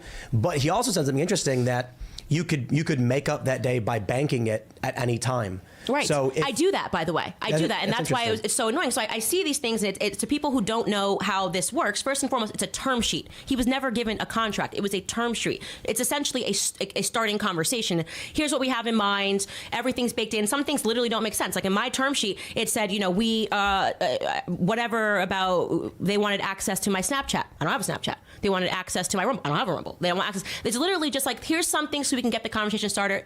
And really, the thing you need to pay attention to is like, this is the money. And then, of course, our lawyer is going to go back and say, this makes entirely no sense. This makes entirely no sense. So then you get to, personalize it, so to speak, right? When you say, okay, well, this thing makes me nervous because, okay, what if it's not me that's sick, but my son? I have 2 kids, right? What if my son breaks his leg and I have to be, I'm not going to not leave his side. So I have to then say, I need to personalize this term sheet. And that is what the contract is then for. If you come to some agreement that this is what we're going to work on, right? This is what we're going to negotiate in good faith, right? So he first and foremost lied. I can't believe I'm saying this, but all Candace is doing right now is spitting facts. And there goes my camera again, of course. All Candace is doing right now is spitting facts. Like everything she's saying right now is just like, that's true. Yeah, that's true too. That's true. That's true. That's true. And the thing is, Crowder disputes how they have presented, how the Daily Wire crew, how Candace and how the other guy, the 50-minute guy, how they talked about the contract, how they talked about contract negotiations, but he won't offer an alternative. He will not offer an alternative, so all I can do is accept what these guys are saying because I have nothing else to go off of. There's literally nothing else to go off of. And everything she's saying right now just makes complete sense. Lied by saying it was a contract. He lied by omission by not saying how much money so people couldn't calculate, okay, really, how punitive is that $100,000? Not that much when you consider that there's a bunch of costs that go into producing a show and people that they may have paid, editors. In this case, he produces his own show. But, editors, writers, no matter what, the Daily Wire has to receive that package and do something to it. So, and by the way, like I said, we know it's at least standard. So it's not because they're trying to hit Steven Crowder. They've given this to all of us. And your job then, if you're a big boy, right, if you can put on your big boy pants, is to go to your lawyer and to say, I'm not doing that. I'm not doing that. This makes no sense. Negotiate. Now, if you are a young talent that was discovered on YouTube, as I was way back in the day, who comes from no money, as I was way back in the day, this could be like unfair because I can't afford a lawyer to go through line by line of this and redline this. That is not the circumstance for Steven Crowder. He's already told us he's got so much money, he's more successful, and he doesn't need the money, blah, blah, blah. So why didn't you just hire a lawyer? But that's what he said in the rebuttal. Yeah, it's not about me. It's about the Daily Wire signing new upcoming young people to these terms, and they don't have and in that capacity, he hits Brett Cooper. Right now, he's basically who is a young upcoming talent that got signed with the Daily Wire? There's only 5 hosts of shows on the Daily Wire. I mean, so you're talking about Matt Walsh? No, he's not young upcoming talent that's just been signed. You're talking about Michael Knowles? No, he's not young upcoming. You're not talking about Candace Owens. I don't think we would say Andrew Klavan is young upcoming talent. So you're talking about Brett Cooper. That's insulting to Brett Cooper. You have no idea he's just saying shit, right? And it's not like he's reached out to us and said, "Hey, like I'm doing this for all of us." Jesus, like he's not reached out independently to Daily Wire hosts and been like, are you dealing with these egregious terms? No, he is doing this purely, let's not even try to make this anything but a selfish act that was to benefit Steven Crowder, who wants to launch his own network. Because, and by the way, I gotta say this is the most important part of this, and nobody is talking about this. He receives the term sheet, okay, and he thinks it's so egregious that he's got to make this video 4 months later, right? I don't know what happened in those 4 months after they started negotiating. I guess Steven Crowder woke up, new year, new me. I hate the Daily Wire, so I'm going to go after them. He thinks it's so egregious. The first thing he does is counteroffer and say, let's start talking about 140 million, okay? So if it was so outrageous, why did he go? No, wait, it wasn't 140 million? Or what? I thought it was 120. Was that something they negotiated down to? No way. That's insane. I guess it makes sense. Like if you start from a position knowing you're going to get negotiated down, and you think of it in that context, it makes more sense. But like that is a lot of money, a lot of money. That's way more than Anderson Cooper makes, or any of the mainstream MSNBC, CNN people. Like maybe Tucker makes money similar to that, but that's fucking Tucker Carlson. Wow, man. Wow. Go back to them and say, no, actually, we can have this conversation, but let's start talking about it. Maybe if you had no integrity and took a $50 million contract, you would have a working camera. True. I would. 140 million, right? It was only when the Daily Wire then turned that down that the term sheet became so egregious that he had to do something about it. I'll just add real quick to everybody. Steven Crowder is coming on the show on Monday. I know he's not here to defend himself. Did you speak to him? Because he might have recorded your conversation, so you might want to comment about whatever the hell it is you said to him. I mean, yeah, my view is I was kind of surprised to hear that Steven recorded the phone call with Jeremy because I don't know why you would. Oh, by the way, it should be mentioned. That's murder. That conversation, so they stopped negotiating completely, which Jeremy made clear in his video. This was over. He doesn't even know what this is coming from because this conversation stopped. When Steven Crowder then came back with a counter term sheet offer of a glorious $140 million over X amount of years, and they said, we just can't do this, right? Then he sat and he stewed and he said nothing until 1 week ago. He reaches out to Jeremy and he asks him to talk on the phone. And that was 1 week ago. That is the conversation that you guys are all hearing that he is playing right now. So he plotted this. This is a plot line. He planned to then record him to go back and to make this video. If he had recorded this way back during negotiations, maybe you could say there was no plot. Why did he reach out to Jeremy exactly 1 week ago when they hadn't discussed anything pertaining to the contract and they said no and walked away last year around October, November? It's a good point. And they made the website domain in December, didn't they? And then suddenly in January he reaches out 1 week ago. So it feels like he was planning this for a while. If the domain name was started in December, says, "Hey, can we get on the phone?" And he decides maybe I should record this. No, it's because he realized he had nowhere left to go, and his next plot in this storyline, in this terrible childhood acting that he's doing right now, was, okay, I have to do my own thing now, and so I need to drum up some drama to get everybody that I know to believe that I am a martyr for our beliefs, and they should dump their subscriptions to everybody else that's part of Big Con and join the Mug Club. How can people not see? I mean, the writing is just so on the wall. The fact that he recorded Jeremy says that he did plan.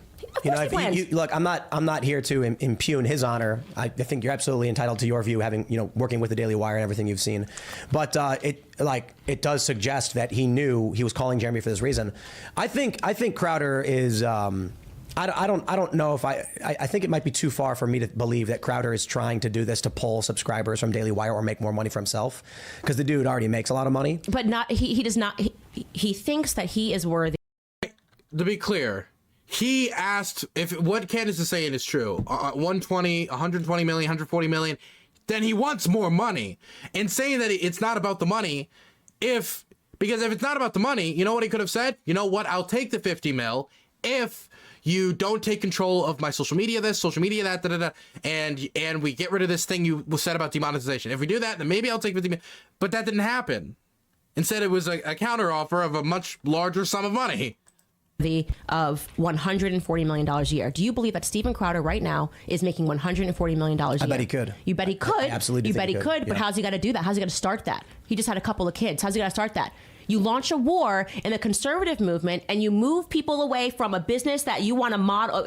I don't know who's modeling who. I don't know who started this first, but you basically say, I'm not them, come with me. And that's exactly what he's doing. Call a spade a spade. Call a spade a spade, okay? This was a plot line, and that annoys me because he dragged me into this plot line, okay? He dragged us all into this plot line. He's basically saying, at one point in his video, this is what really set me off. He's like, and so you might be noticing that a lot of these people, their viewpoints are sanitized, and this is why. This contract, this is why. Essentially saying that Candace is controlled, Matt Walsh is controlled, Michael Knowles is controlled, Brett Cooper is controlled, and now we know why, guys, because I have this contract, which I've conveniently excerpted portions that could allow you to discern for yourself, but it's actually not that unreasonable as a starter conversation, which is what a term sheet is, right? And instead, I'm just going to smear all of these people that are associated with the Daily Wire, and that's why I'm pissed off. That's why I'm pissed off, because I then was fielding comments calling me a fraud because they thought that I agreed to these terms and that my voice was being controlled. You know what I told Steven? I said, I think ideologically I understand. Dude, I'm sorry, but I don't even know if I can stream this. This is gore. This is gore and violence and death on stream, man. This is insane. And his gripe with the contracts, and I agree with the contracts. We don't do contracts the way the Daily Wire does. There was no contract. I just want to say that one more time. Right. So contract, different term. Terms. I don't do terms the way the Daily Wire does. I also am. the way it's like the Joe Rogan story I often tell, that he booted me from his show twice, and I didn't get mad at him. I was like, well, I'm kind of pissed off that he booted me twice, like happened twice, and I flew out to LA, but he doesn't owe me any favors. I'm not going to rag on Joe Rogan because he didn't do me a favor. If I was on his show, it'd be really great for me. It didn't work out. I'm going to carry on with my life and my business. I've negotiated with the Daily Wire. We couldn't figure out something that worked. We're very different in that sense. And I said, well, it was nice hanging out, and let's work on stuff in the future, and we'll make awesome stuff.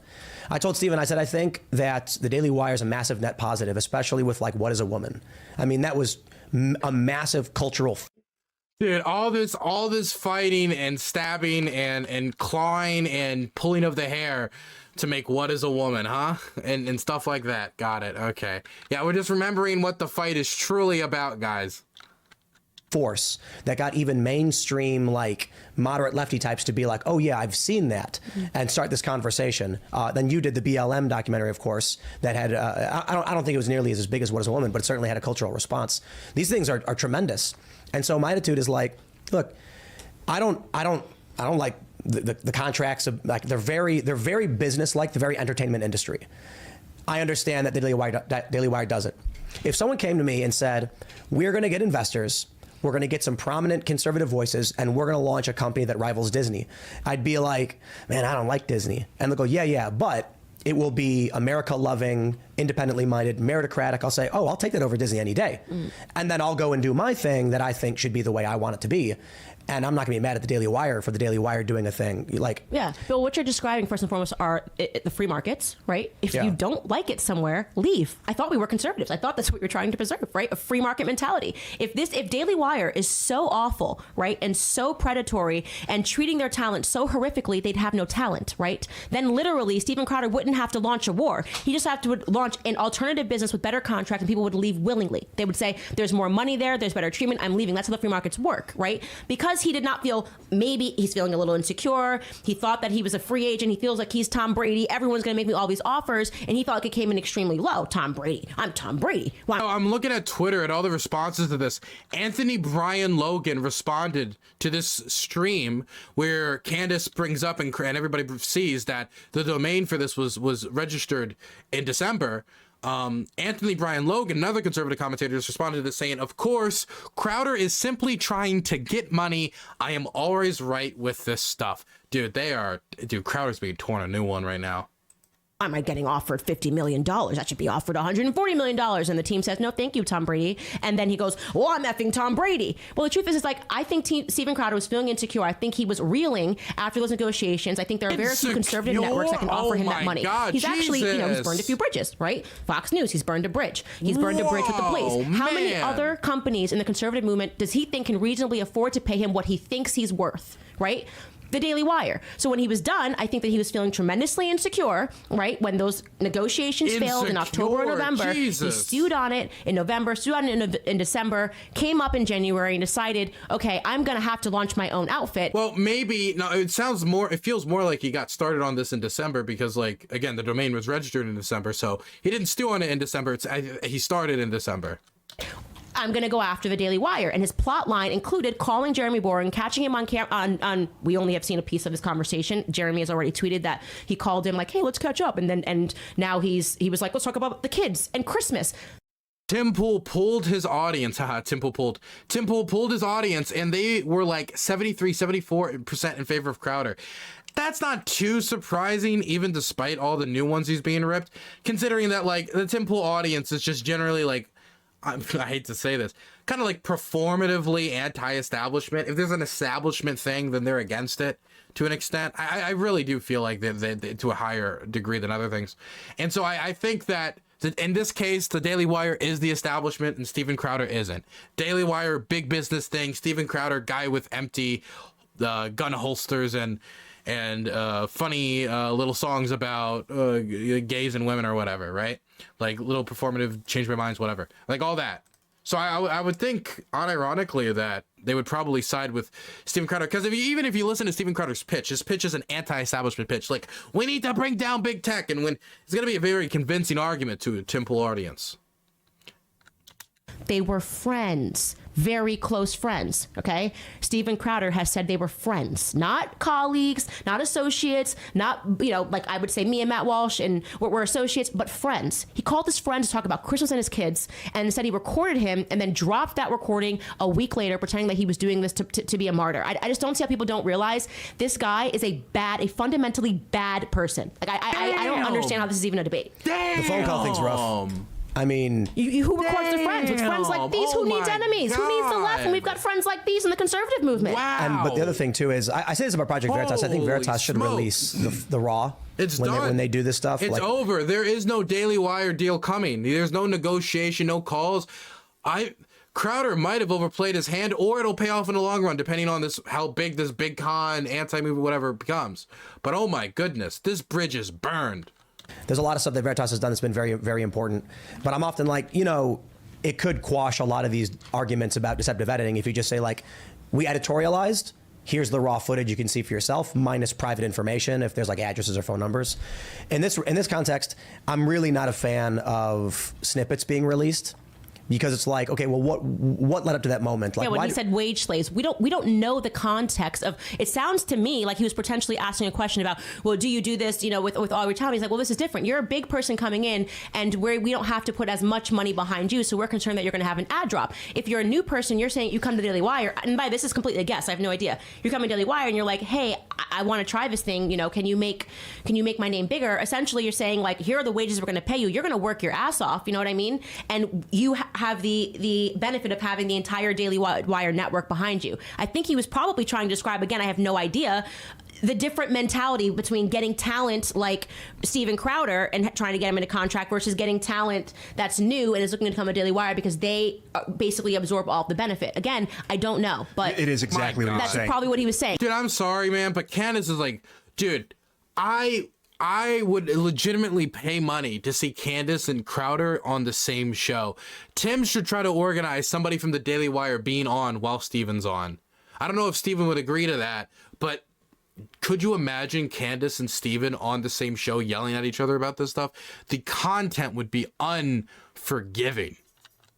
And now he excerpted wage slaves as if he like was these slaves that are working for me. I mean, it's a colloquialism. You know what I mean? He's using that term not seriously, but it allows him to play that excerpt and make it sound like this is how the Daily Wire treats their employees. I mean, it's just horrible stuff that he's doing with Daily Wire. Jeremy was saying that if a new person with no audience comes to Daily Wire, they're basically going to put them on a contract with a wage, and then they're going to own all the content that they say they're going to own. And then when the person's done off the contract, they can go continue to be famous and successful, although Daily Wire will still own the stuff that they paid for to get produced while that person was there. And he used the term wage slave. Now, I'm with you. I don't think the words themselves are that big of a deal. No, but he wants it to come across like a big idea, like it's a very big deal because he's relying on business ignorance. He keeps doing this. He keeps relying on business ignorance, and he's appealing. And this is literally a socialist tactic. He's appealing to the Amazon employees who want to stick it to the man, and then they boycott and they picket because they're not getting paid, $50,000 an hour and being treated to ice cream once a week. He's appealing to people that he's like, okay, think of yourself as an employee, not as a business person, right? This is a business person mindset. This is what I get from this conversation. And obviously, I'm privy to these talks with Jeremy and Caleb. This is who I negotiate my contracts with. And there have literally been times, because I'm a big girl, and I go and I sit with them where I say, there's no way I'm signing this line. They move an inch this way, I move an inch that way. They move an inch this way, and then here we are. We meet here in the middle where we all feel like this is a good contract and nobody's a slave, right? Because in order to sign a contract, if you fully comprehend it, you're not a slave. You're just not a slave. Something I think about Jeremy personally, and not too relevant, but I think he enjoys negotiating. I think he's a shrewd if you want to work with Daily Wire, you got to know that going into it. Jeremy enjoys negotiating. I want to read a super chat real quick because this is an important point. IDG says Daily Wire's agenda: make profit. Crowder's agenda: saving American experiment. Exhibit: JBP deletes tweet supporting Crowder. Exhibit B, your poll. I'll tell you what I think. I don't completely disagree with that. Okay, Exhibit B is the poll. A popularity contest in Tim Pool's chat does not prove that Steven Crowder is saving America or coming to save America. The tweet thing, I don't know about that, so I guess I would want that explained. I think the Daily Wire is a machine. I think the Daily Wire is a machine that is not the ideological system that I would personally build. We do things very differently here. The people who are here are on salary with no terms. Like if Pop Culture Crisis got banned this from is a small company. That's how it is when you work for me. I have a company too, a small company where we have 7 employees, and it's familial. You see, Savannah's downstairs. We get to hang out and do fun things. We're a small company. If we grew and we suddenly had 400 employees, things have to get a lot more serious and professional. That's true, but and I've talked to Jeremy a lot about this, and so it may just be we're small, and then he's like, when you get bigger, man, you're going to run into these things, and I'm like, maybe, but here's my thing, I like the Daily Wire. I think the Daily Wire is, I think Jeremy and everybody else involved, and Jeremy's the one who made the video, are seeking to make money and use that money and build more and make more money.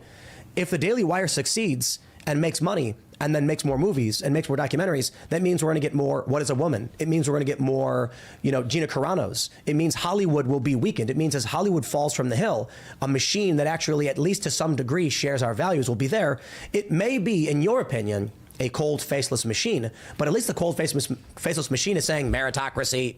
I'll be like, okay, well, LOL to anyone who thinks that Steven Crowder is not doing this to make money. Like, I mean, I just have to outwardly laugh. He's the person in a disguise. He's a wolf in sheep's clothing, right? He's like, I'm here because I care about all of you. That's why I'm recording my friend and doing this crappy thing where I literally could have just said, no, I don't like those terms, and then said to everybody, I'm starting my own outfit. Fair. You walk away all the time. You have I have walked away. I had an offer from the Blaze. It didn't work for me. You know what I mean? I don't need to piece apart the contract. I love those guys. I think Tyler is amazing. This is what I'm saying. People need to stop thinking that he is some knight in shining armor. He's not. He's not a knight in shining armor. And if you can't see that, watch this video, because I think his acting is never more apparent. Even the titles, I didn't want to do this. Oh, really? Then why the hell did you record him? What were you doing that for? Did you think you were going to go to court? Fair point. Did you think you were going to go to court? Because that's the only reason you record someone. You'd be like, I don't trust my ex-fucking wife. Pardon my language, okay? I don't trust my ex-wife, so I'm going to record this phone call for safety, right? You record it because you're nervous that there's going to be a court hearing or the police are going to find out, and you've got to back up what you said, okay? Why are you... I can't... Candace is right. She is right. Look at that. Look at that. Rhizome rated me. Known bully. Known abuser of Dylan Burns, bully, jerk, meanie head. Rhizome rating me. Thank you so much for sending over 113 people. I appreciate it. I hope they're not all bullies like you. And if any of you guys want to join my site, I would appreciate it. Go to DylanBurns.tv, DylanBurns.tv. Type it into your search bar, and you can join the site chat on screen, which has a ton more emotes. And any donations and subs made on it, all of it goes to me and my editors. Not a dime of it goes to Jeff Bezos, which I would assume you guys appreciate. I appreciate more than you guys, probably, because I like money. Money is nice. I would have taken the 50 million. Recording your friend, if not because you think it's going to go to court. Oh, because you think it's going to go to public, and you're doing it intentionally because you know you're about to start a war. People, please use your common sense. It's not even because I work for Daily Wire. It is because he personally he's Stinkfist trying to help me reach that 50 million. Steven Crowder got offered. Thank you so much for the tier 1 sub. I appreciate it, buddy. Thank you. Smoke time. Good luck, guys. See you later, Rhizome. Okay, don't do too many narcotics. Okay, be a good representation for all the kids who watch your stream.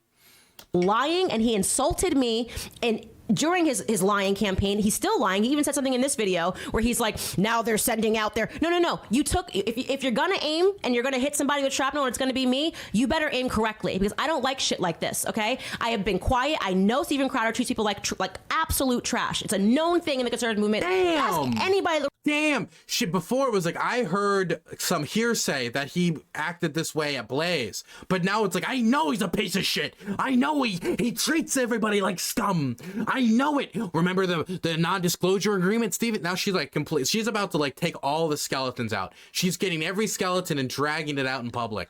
That works the Blaze. Any person's ever had a show on the Blaze, how Steven Crowder treats people. By the way, you want to talk about contract negotiations? Why doesn't somebody reach out to Not Gay Jared, right, who used to be with Steven Crowder, and figure out why he can't speak? Why doesn't Steven Crowder release Not Gay Jared from his NDA? I don't like shit like this. Is all I'm saying. I don't like it. I want both Daily Wire and Crowder to succeed. We should do a movie. This is what we all wanted. Who cares? I want to do a buddy cop movie. Yeah, something like Lethal Weapon, man. Me and Steve. It's gonna be crazy.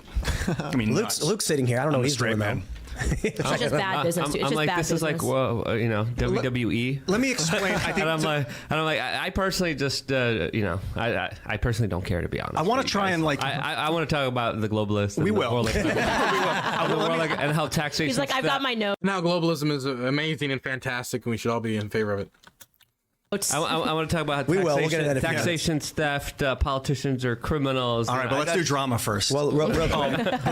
I think that what happened, Steven, well, first of all, why was he recording? I think that's fair question, but doesn't need to be answered. In Texas, it's legal to record. It's a one-party consent state. So it's like saying, why is he open carrying a gun? Because he's planning to shoot someone. Like, you don't know why he's got a gun. Right. You don't know why he's recording, and it really doesn't matter. But recording is the action. Like, if he had a tape recorder when he made the phone call and didn't record, I'd say that argument is comparable, right? For all I know, everyone in Texas is recording every conversation at every moment, and they have a right to do that, and maybe even a responsibility at this stage of reality. I don't know.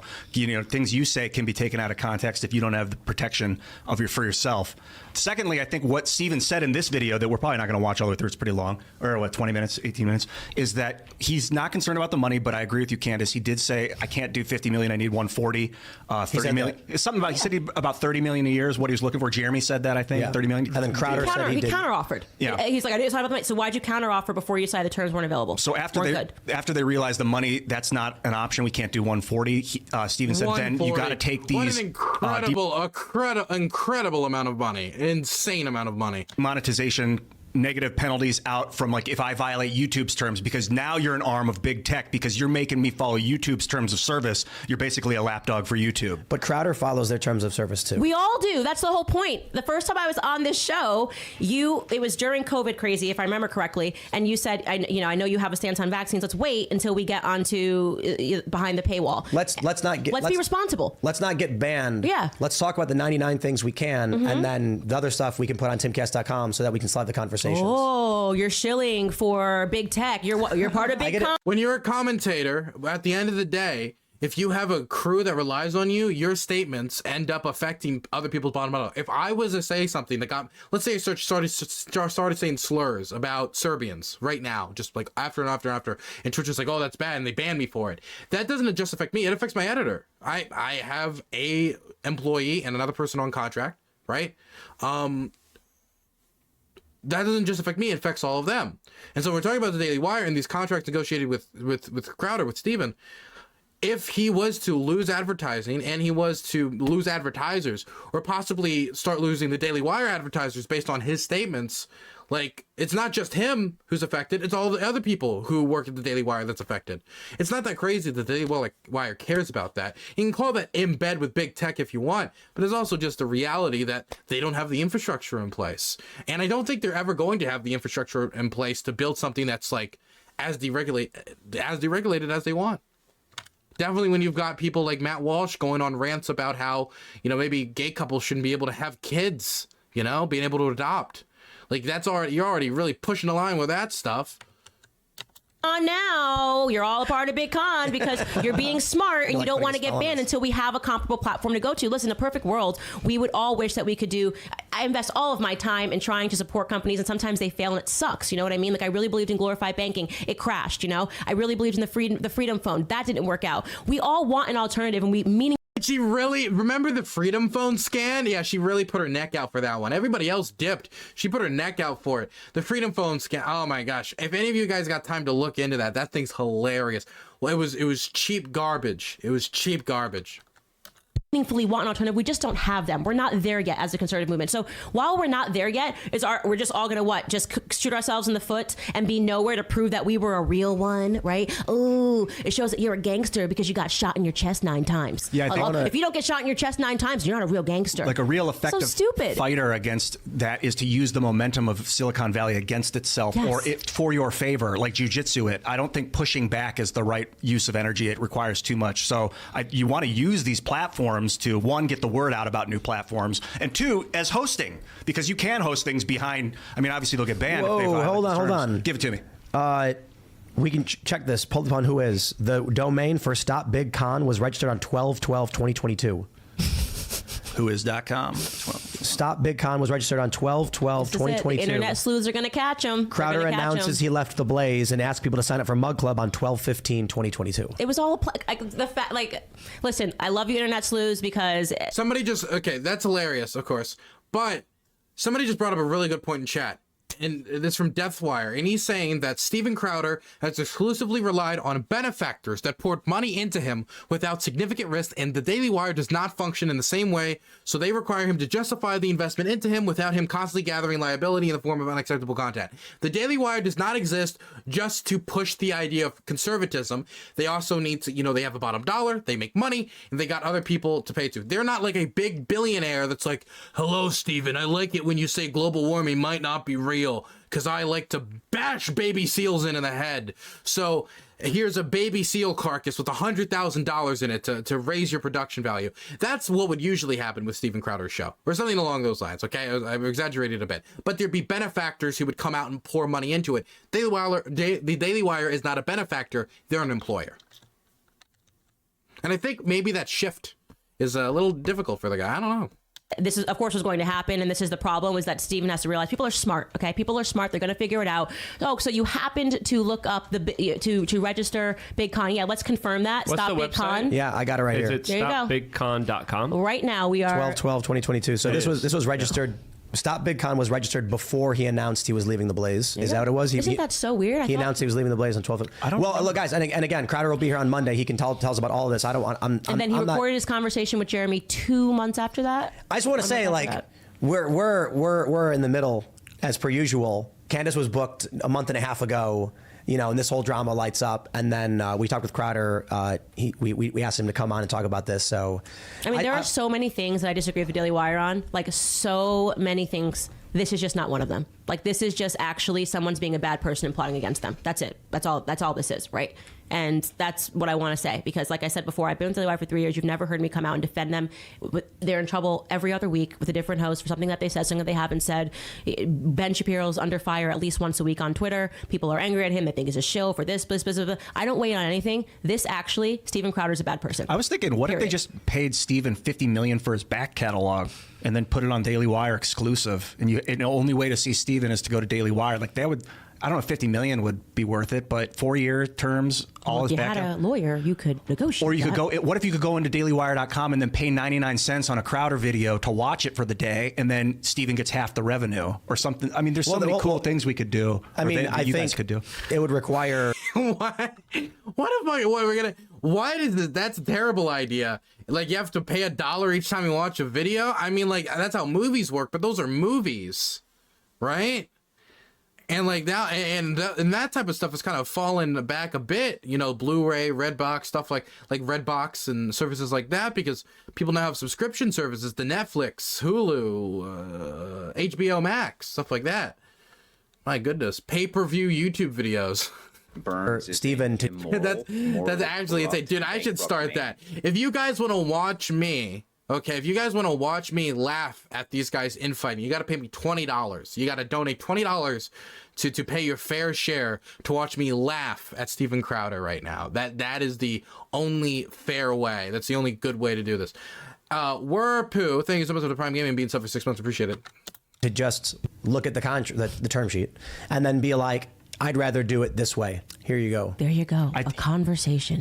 I'm interested to talk to him, Steven, because I think he's got specific feelings and perspectives on what big tech censorship can do to a content creator that needs to be vocalized for future contract negotiations. I've been concerned about contracts, especially with like perpetuity clauses. Like, we own your likeness forever in every universe going forward. They'll deep fake you and make you say things. With deep fakes becoming so realistic, they'll own your face and your name, and it's crazy. We need to get perpetuity clauses for characters for personality out of contract. I think so right now. Here, I want to say this. Like, Daily Wire's got a lot of haters, and I can certainly understand not liking the Daily Wire or not liking certain personalities. I know people who are like, I love Klavan, I don't like Ben Shapiro. Yeah. I know people who are like, I only watch Candace, I won't watch anybody else, I think everyone else is bad. And I'm like, okay. Makuzia but like, has donated $20. Yes. I didn't actually mean. Thank you for the $20. I appreciate it. Thank you. Makuzia is my oil baron. You know how like that oil baron like murdered all those baby seals and gave Crowder all the money. He's my version of that. I don't know if he murders baby seals as well or how he makes his money, but I've noticed, man, he's that for me, man. He's dropping $20 right there.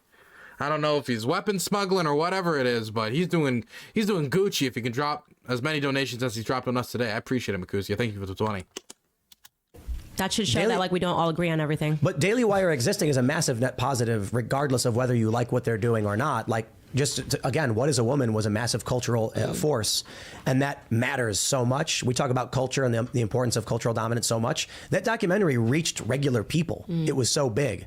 I mean, I regular people I know were like, oh, I saw that thing that was going viral, and I'm like, hey, that's good. Do more of that. I don't got to go work for him. Crowder doesn't have to go work for I should say you guys, but for Jeremy or anything like that. And that's why it's so crappy to paint a broad stroke, paint with a broad stroke and say the Daily Wire is this because you're attacking Matt. Well, that's just nothing to do with Steven Crowder. I have nothing to do with Steven Crowder.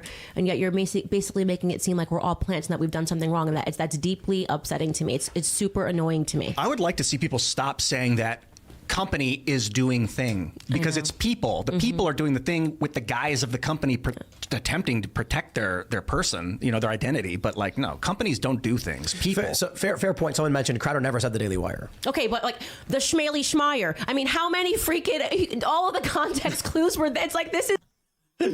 I'm sorry. That was funny. It's the crap, the acting of like, I'm not going to say who it was, but I am going to make sure you know that it's not The Blaze. They have a subscription service and that there are live ad reads and that they could afford to put enough money on a contract that I would have a conversation. Does your character have glasses? Okay. Yeah, exactly. Yeah. Like literally, this is such a ridiculous defense. In 4 seconds, you can discern this is about Daily Wire. Can't be Fox News. They don't have live ad reads. He already told you that it's not The Blaze. What does that leave us left with? Didn't you say that you also recognize the contract? Fox News. Yeah, well, I guess Sepson gifted 5 Wow. 1 subscriptions. Let's get rid of those unsightly white. Amen. names. I hate the whites. Names in chat, because that dictates that you're not a sub to the channel. Thank you for the 5 gifted tier 1 subs to Zenkos, ALX Pilk, Taryn Bass, Gwent Renzar, and Sister Midnight. I appreciate that, Sepson. Sepson, longtime supporter of the channel and longtime moderator in the channel. I always appreciate him. He's here basically every stream, and I appreciate that dedication from the man. Thank you so much for helping the community be what it is. Before we got to it, I mean, when you say live ad reads, a subscription service, you can't be Fox News because he's already left them and talks trash with them the whole time, and they don't do live ad reads, right? Who else could it have been? Just give me another clue. Who else could it have been? PragerU, 501c3, not for profit. Can't have been them. Right. Can't be. Give me a person it could have been. So that's what everybody was saying. Yeah. The Daily Wire. Yeah. So I never said a name. It's like.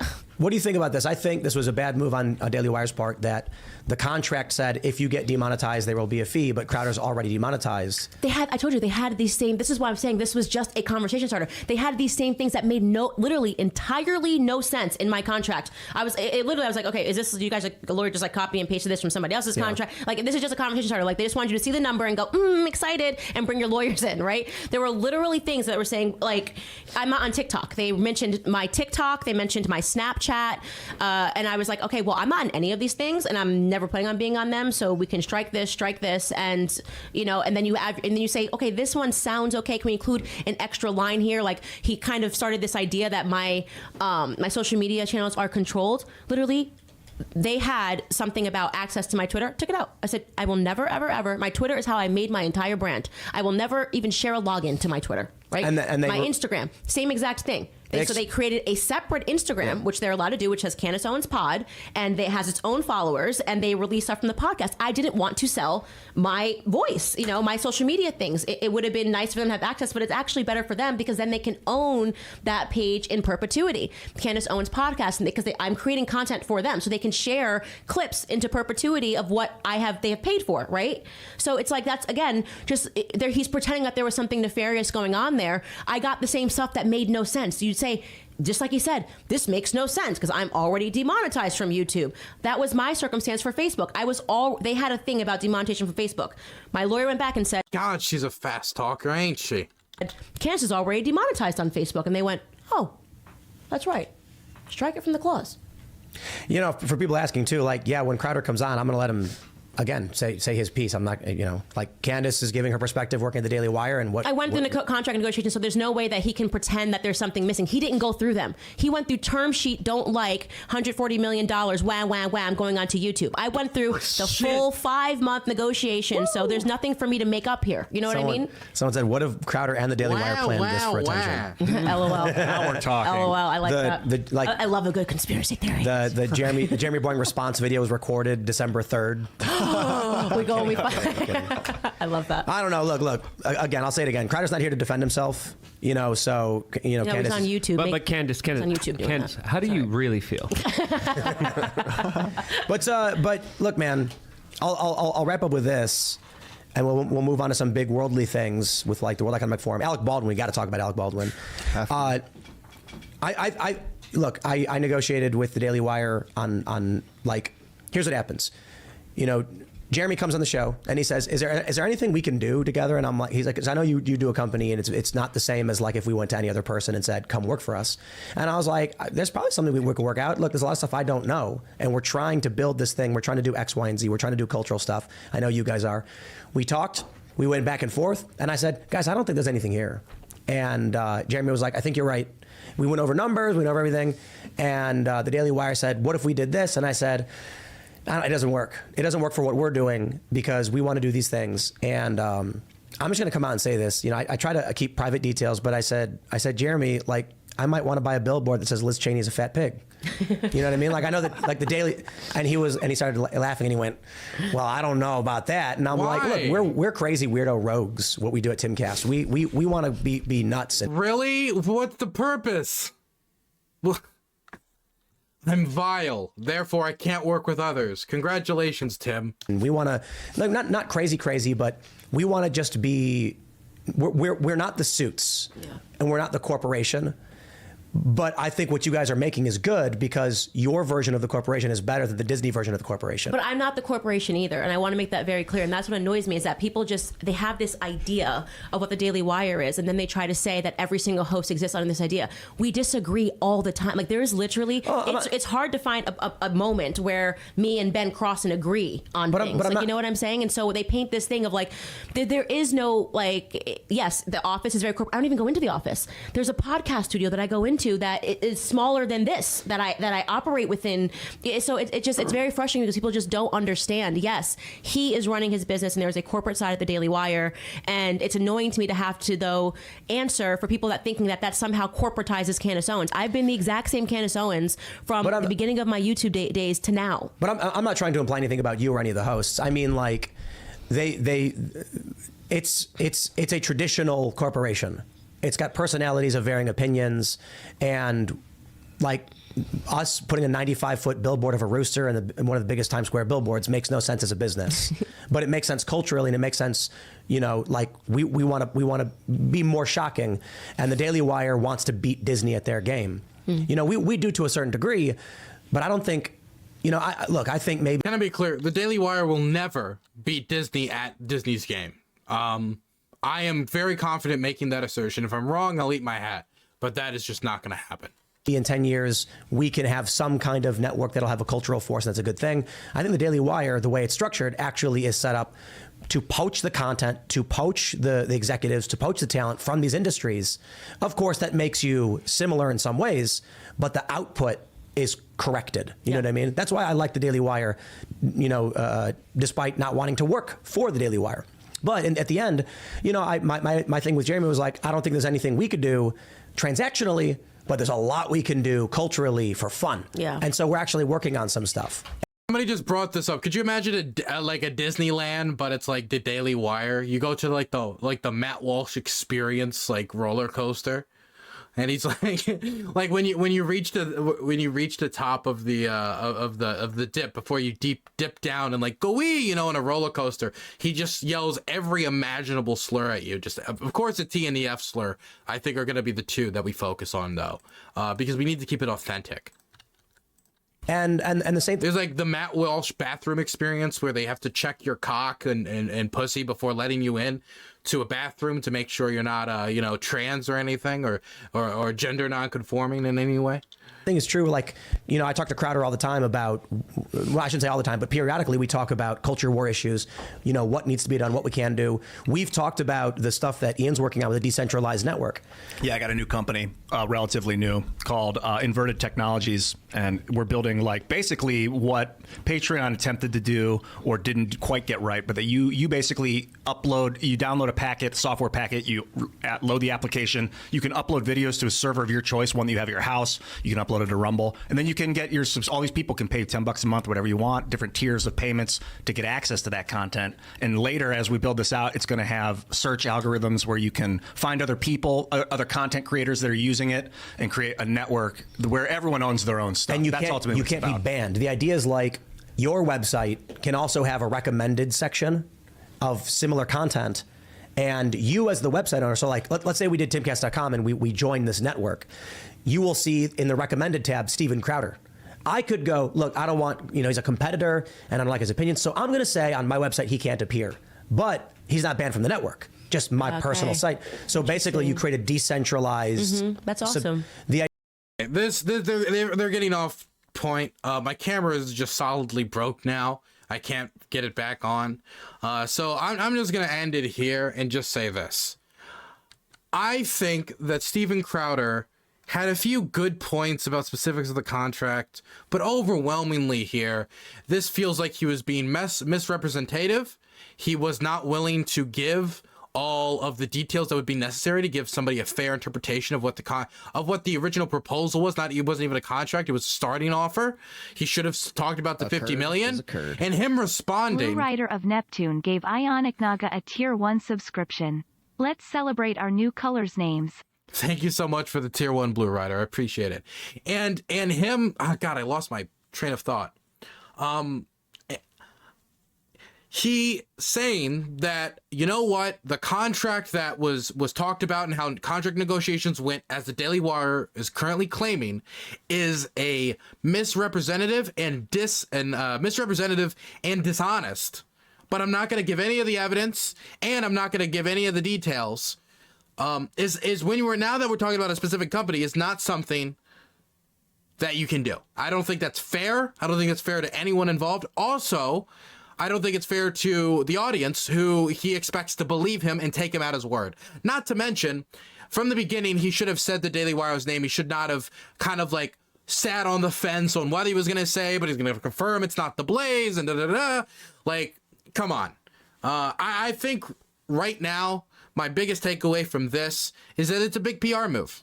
I think this mostly feels like a PR move. Maybe in his head he feels like he's doing the right thing, but from the way he operated to the domain name when it was created, that's what it feels like to me. Maybe you guys can convince me in the comments or convince me afterwards. Send me an email, DylanBurnsTV@gmail.com. If you think I'm wrong, I'll respond to you if you ask me about this, okay? But if you think it feels like any other way, please tell me, because right now I think this feels like a con job on his part.